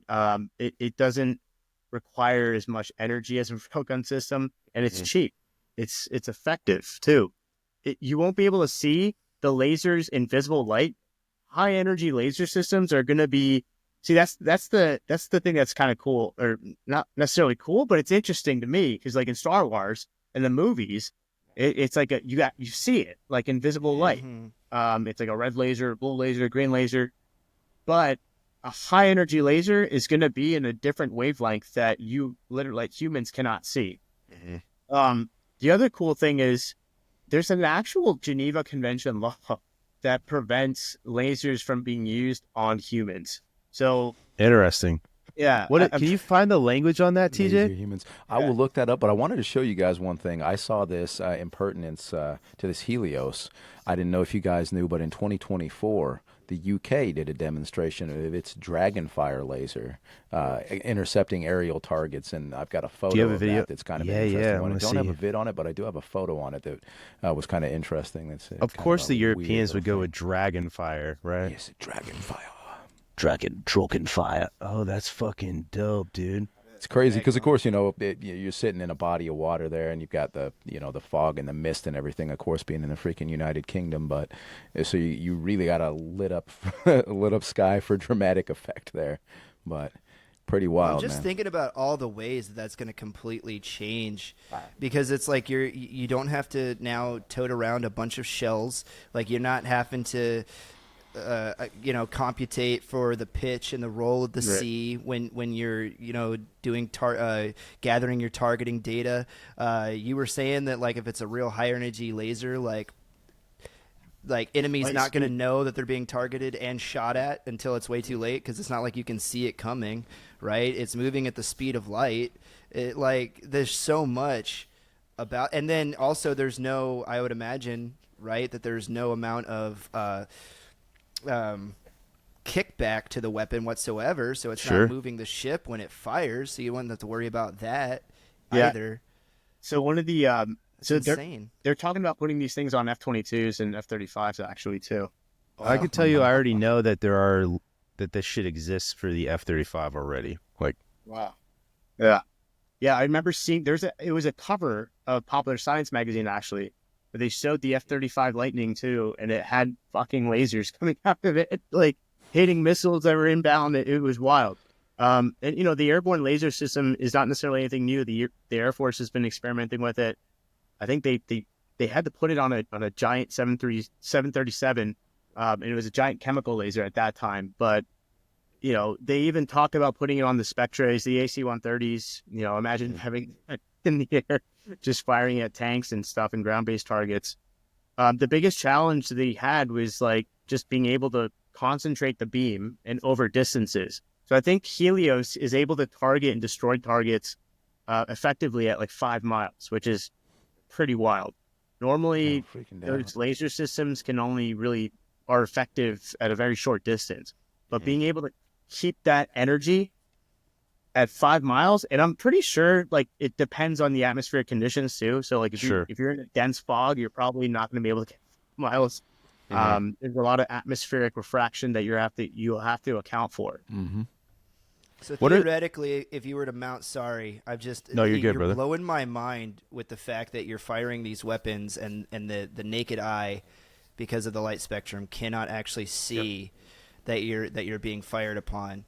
So theoretically, if you were to mount a weapon system like this into a platform that's like in the ionosphere, you would be able to target something with satellite precision, right, to the 10-digit grid, or even tighter with something like that. And then on the ground level, you're not even going to know that weapon system is firing. Theoretically, is like what you're telling me. Right? All theoretically, of course. But what I'm saying is like that would be possible based on what you've told me. And then up to 5 miles. Look, it has to be. It's an energy problem once again. If you can have that level of energy stored effectively on a satellite, maybe the size of a school building, sure. I don't know. Well, here's the fun fact I wanted to throw in pertaining to all of that made Dragonfire so relevant. Firing Dragonfire for 10 seconds is a cost equivalent and energy equivalent of using a regular heater for an hour, meaning that each shot fired by Dragonfire only costs 10 pounds per shot, 10 British pounds per shot. What a silly money system. Yeah. I don't know what the fluctuation is right now. It's usually like $1.50, but I'm not sure if that's where it's It only costs 10 pounds and the weapon only weighs 12 stone. What the hell are you talking about, Doc? Taj, can you give us some use cases for this, like specifically in a military application use case? Oh yeah, mostly. Well, see, everything's. It's funny because when everything's publicized in the military, in the civilian space, it's for defensive purposes. So we always talk about how we're going to defend against incoming projectiles or incoming drone swarms, for example, is another great. Drone swarms defense, missile defense, fast attack craft, but offensive. No one's ever talking about offensive weapons capabilities, right? And I don't know, like. I haven't seen any tests on how many inches of freaking steel this thing could penetrate. You probably need a crap ton of energy to even do that. So I don't think from an offensive standpoint we're there yet. However, one of the big things with Helios is that it has a dazzler on it. And what that means is you're able to actually target enemy ship-borne sensors and completely make them obsolete, render them destroyed, essentially. So I think in naval warfare, the most important thing is not necessarily destroying the ship. If you could actually completely eliminate the ship's capabilities by just destroying all their sensor suites. If they're actually visible and on top of a naval vessel, you could take out, if you blind them, they're effectively. But that means you'd have to know where that is on the ship, right? Correct. Okay. Let me ask you this. How if, and this is, again, I might be asking a retarded question here, but when you consider the war in the Pacific and how the Chinese have these hypersonic anti-aircraft carrier missiles, like how effective would something like Helios be in deterring the use of like the Dongfang 17 on an aircraft aircraft carrier strike group? Like, is that an application for Helios? Yeah. Yeah, absolutely. How would that work? I don't see why. So it all comes down to being able to track it, right? If you can track an incoming missile. So as you may or may not know, we have satellite-based systems that can already detect launches, right? You can detect a launch, and we have launch signatures. And here's another application of AI. If we can train a model on identifying launch signatures and say, hey, this is the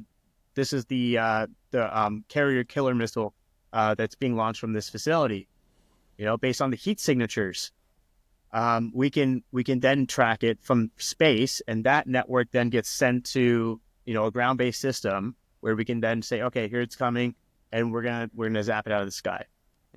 That's definitely a defensive capability that could be implemented, and I'm sure the Chinese are probably know that as well. So do they have something like this? that we've seen? Absolutely. Yeah, they most certainly have. I haven't seen any publications on it on the West Coast side, but they definitely have something on that spectrum as well. A I wanted to Helios. throw another fun little factoid for everybody in there that I found coming along the way here. Of course, as we discussed, the Helios laser is a 60 kilowatt laser. They boast 100 kilowatts being deployed as a potential part of the Iron Dome system. But the strongest effectively tested laser currently in the world is a 10 petawatt laser. Oh shit! Located in the ELI nuclear physics facility in Margarel, Romania. Which Petawatt, that's that insane. literally means 10 nothing to petawatt. me. It's in comparison, it's nearly incomprehensible.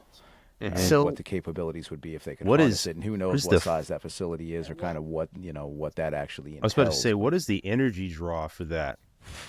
I would say everybody in Romania loses power every Dude, freaking yeah. time they test it. They put out a That's why citywide Eastern order like, hey, Eastern Europe is so dark all the time. So That's right. petawatt lasers, dude. yeah, they let everybody know beforehand. They're like, oh, by the way, there might be a blackout here tonight between like 10 They're and 11. firing the petawatt laser at Firing the- Russia. particle accelerators out there. Yeah, dude. There was Yeah. a guy who actually got his hand actually got hit by a particle beam during an experiment. I think that was the first instance of a person getting hit by a particle weapon or a particle beam. It wasn't necessarily a weapon, but it went through his hand. There's an actual dot on his hand where this proton actually went through his hand. Oh, damn. I'd be interested to see if they gave him an MRI after that, like how much tissue disruption that would cause. Only because, like, as a loose particle would go through, like, I would imagine that it would cause deconstruction of all of the other molecules, like, that it came into contact with. Yeah, So I would be interested to see if he had, like, a delayed sore, is what I'm talking about, right. like, as the tissue There's a necrosis photo that up it there. interacted with. Anyway. Yeah, I Yeah. think there's a. From a I'm not medical sure. That's pretty I mean, wild. Yeah, there's particle accelerators are pretty fascinating too. That's another whole another topic to get into, but it's Well, I yeah. have one last question for you, and it's kind of a big one before we close out, right? Over time, you look at societies in general, they tend to start out as more of a broad, open, democratic society, and then eventually winnow down into some sort of totalitarianism before there's, a revolution, and then you have a more egalitarian, democratic society, and like there's like a cycle of these things, right? Right. And as time goes on, technologies have morphed the way that looks, and they have made those cycles close or open faster. If the end state of humans and the cycles we go in are to basically become more controlled and totalitarian as time goes on before a revolution, do you think that AI has the ability to maintain humanity in a state of totalitarianism? And is the influx of AI and the integration of it into the social contract that Sam Altman was talking about, is that how this ends, right? That there is not another cycle? Ooh, that's a deep one. I think, in my opinion, I don't think that's going to be the end. I think we're going to have multiple different AIs. I think AIs will become at more numbers than human population. I think will be 2 to 3 AIs per human, essentially. And you're going to have good AIs and you're going to have bad AIs, just like you have good people and you're going to have bad people. I think you're going to have... What a crazy thought. Right? And I think you're going to have governments that are entirely run by AI, and you're going to have governments entirely run by humans. I don't know what the future holds in that sense. I like to believe that we'll become a spacefaring civilization. We'll be able to go to Mars. We'll be able to go to the moon. And, I don't know if anyone's seen the TV show, The Expanse. I highly recommend that show. That show is phenomenal. It just kind of, I think that's the direction we're going to go. I really hope it's not the end of the cycle. But like I said, I think there's going to be bad AIs, and I think there's going to be good AIs. And just like there are good guys and there are bad guys, and bad humans, good humans, and there's always that struggle. I think that's part of life. There's that duality, right? There's that yin and yang nature to reality. There's that binary 0, 1. There's yes, no, good, bad. It's just part of the universe. Like to your point, could you imagine ISIS developing an artificial intelligence? Like, just think about that. Like the learning model that an ISIS invented AI, like, and introduced into whatever form it's introduced in. Like, you talked about like a government's run by AI. Like, I really hope it's not the governments that are on autopilot with petawatt lasers. But like, I could totally see functions of government being run by AI. I mean, like, I think actually it was the same conversation that Sam Altman was having about talking about like AI as like pieces of everybody, and everybody has their own like stake in AI, was with Joe Rogan. And he basically said that he thought that a government run by AI would be the most unbiased way to have a government. Like, I don't know if I agree with that, because we've seen AI, and AI definitely has a bias, right? How can you have a government that doesn't even acknowledge your existence or something, to that effect? But like, I could see functions of government being run by artificial intelligence. Absolutely. Yeah. Brendan, to your point, I think it's going to be, there's never a perfect system, but I think a near perfect system would be a hybrid approach where you have checks and balances. I mean, the United States is built on checks and balances. We're a republic. And if we don't have those checks and balances in place, we don't have those 3 branches that check in on ourselves and the people there to check on ourselves. And it's going to be a real problem. And I think, to your point, it's good to have AIs there to assist us, but I don't think it'll be good to have an AI control everything. I don't agree with Sam Altman's point in the that, AI is going to be, we'll have an unbiased society. That's just bullshit. The AI is going to be biased inherently. Yeah. Because humans are. Well, exactly.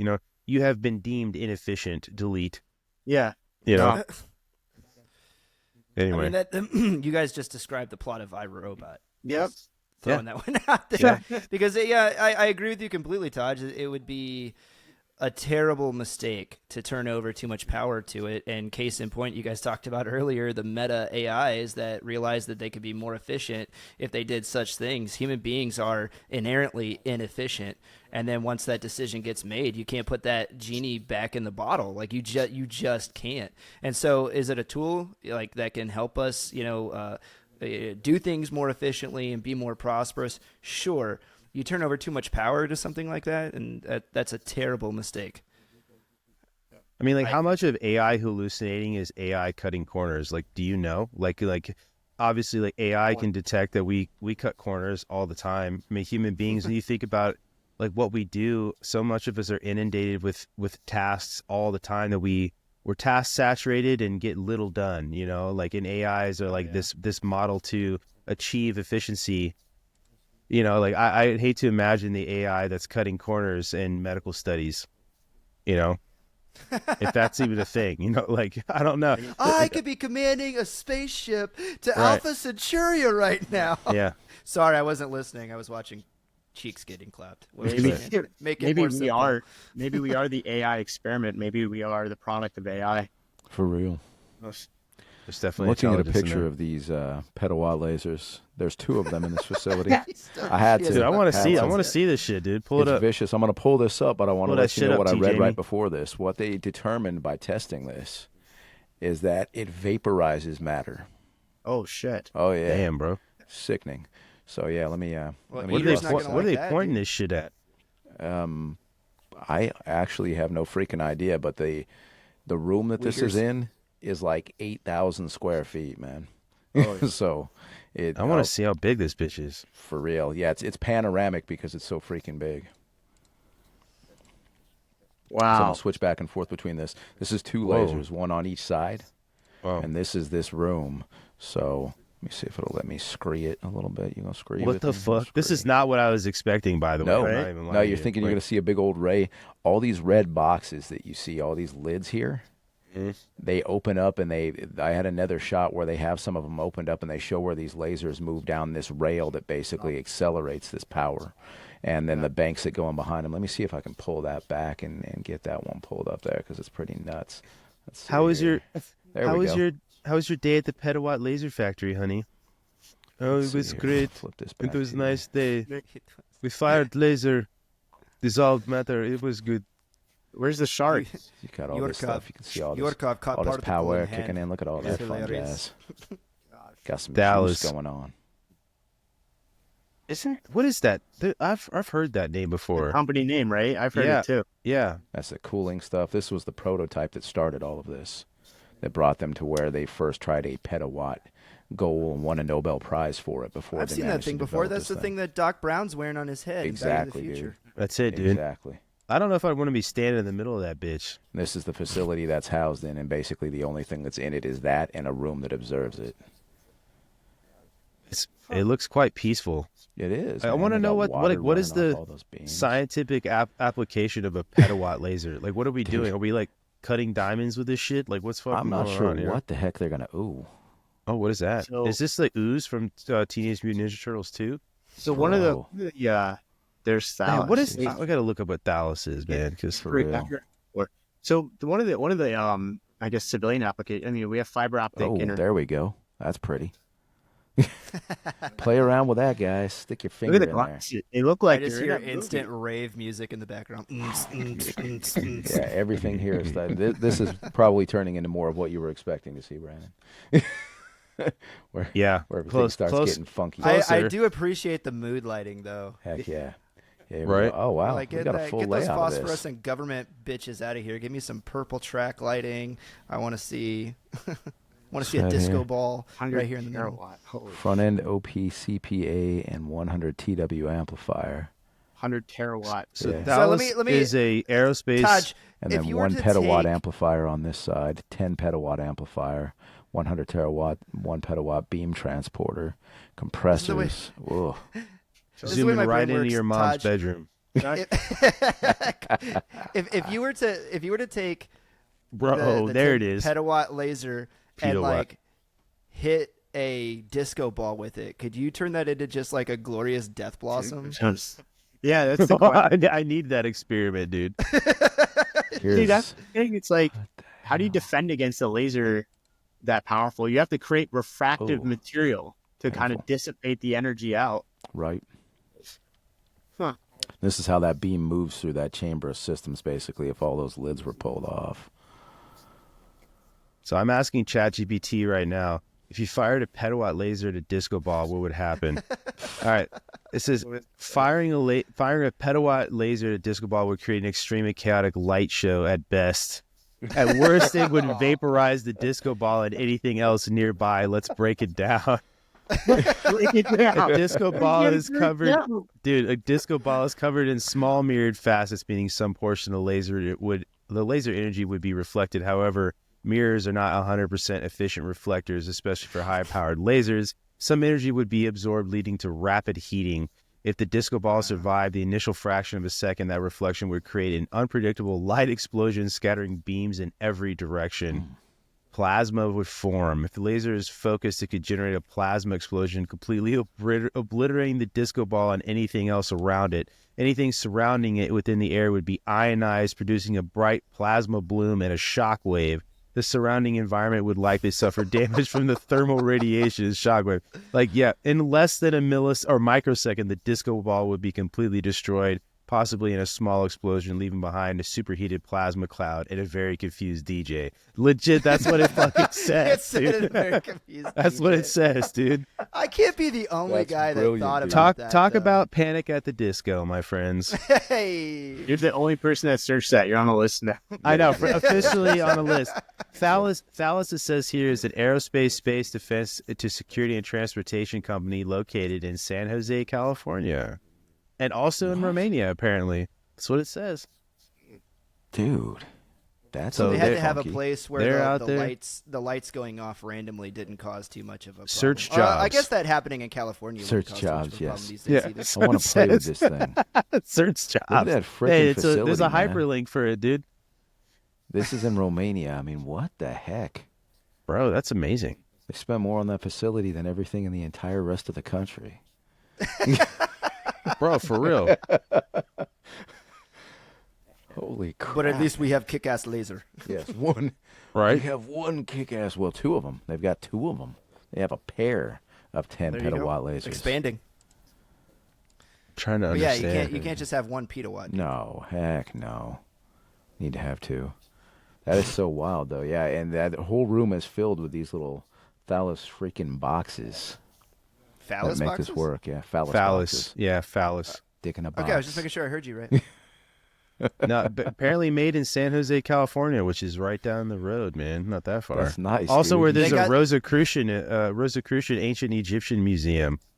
Brandon, there they it got is. that. They got that order in the mail, and they were like it didn't even like tip the scales. They were like 10 petawatt. Yeah, sure, we'll ship it to Yeah, all right. Romania. I guess. Okay, whatever. You know, it's fine. It'll be fine. Dude, just Wow, I just these things imagine are all these political. Eastern European men with fucking tracksuits and petawatt I lasers, dude. Just like, know. With the gold Right? chain. Are you looking at Dude, our yeah. women? yeah. For lunch, we'll do that's something actually- there's a cool, like story smoke with a that, as cigarette stupid and as have that a is. bowl of cream. Probably. Do you think they all go to the same after work? Like, Bro, yeah, dude. laser bar? Yeah. For sure. For sure. No, there's actually a funny story that corresponds with the Vimin thing, and it was actually Romanians. It was a situation that my cousin and his Romanians. friend, these were 18-year-old kids in their senior year of high school, got wrapped up in a mall with two Romanian dudes walking with a couple girls. Now these girls approached them. They were in their early 20s.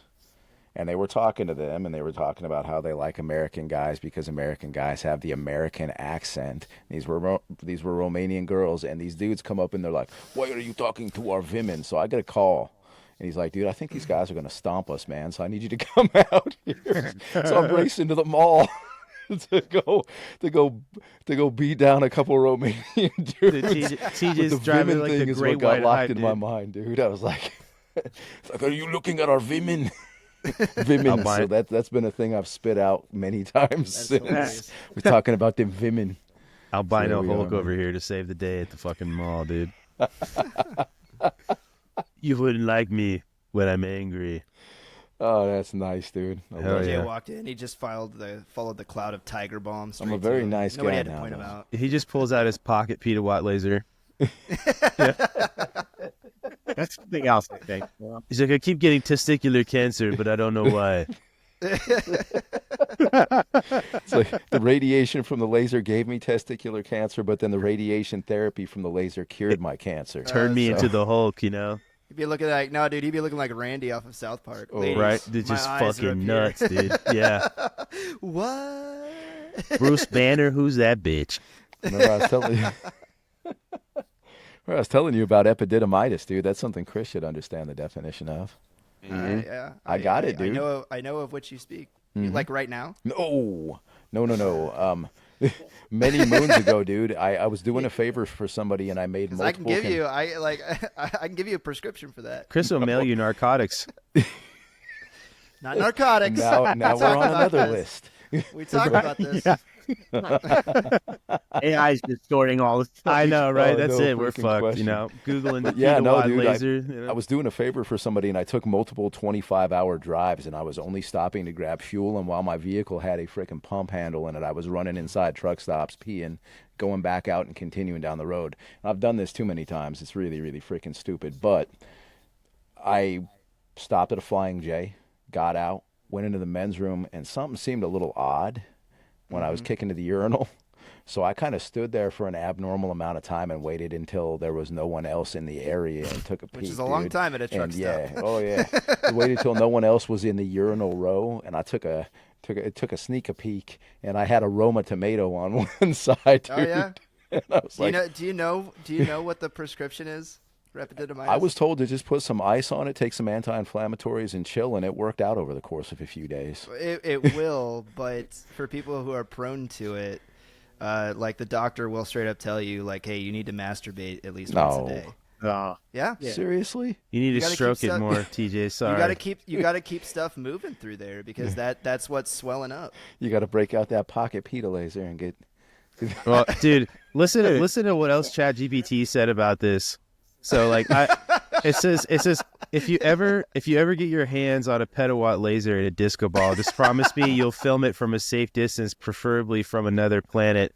And if you ever pull this off, I expect nothing less than a slow motion 4K video with dramatic music and a voiceover saying, "In a world where disco dared to shine too bright, one petawatt laser said no more."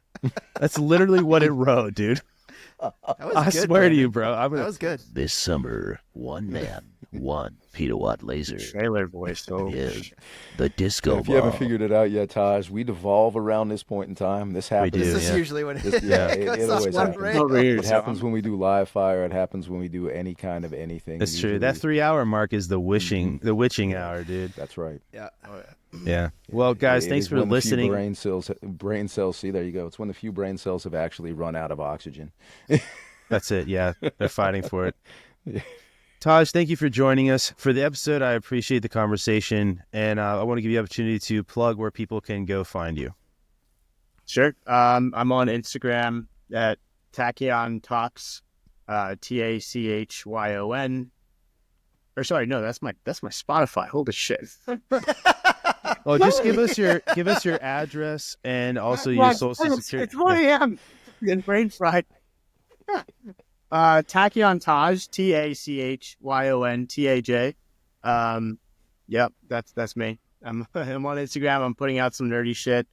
I appreciate the follow and looking forward to seeing you guys again maybe sometime and talking some shop. And appreciate you guys having me on, man. This is awesome. Good conversation. Love It was nerding fun. out. Yeah, it was Yeah. great having you here, brother.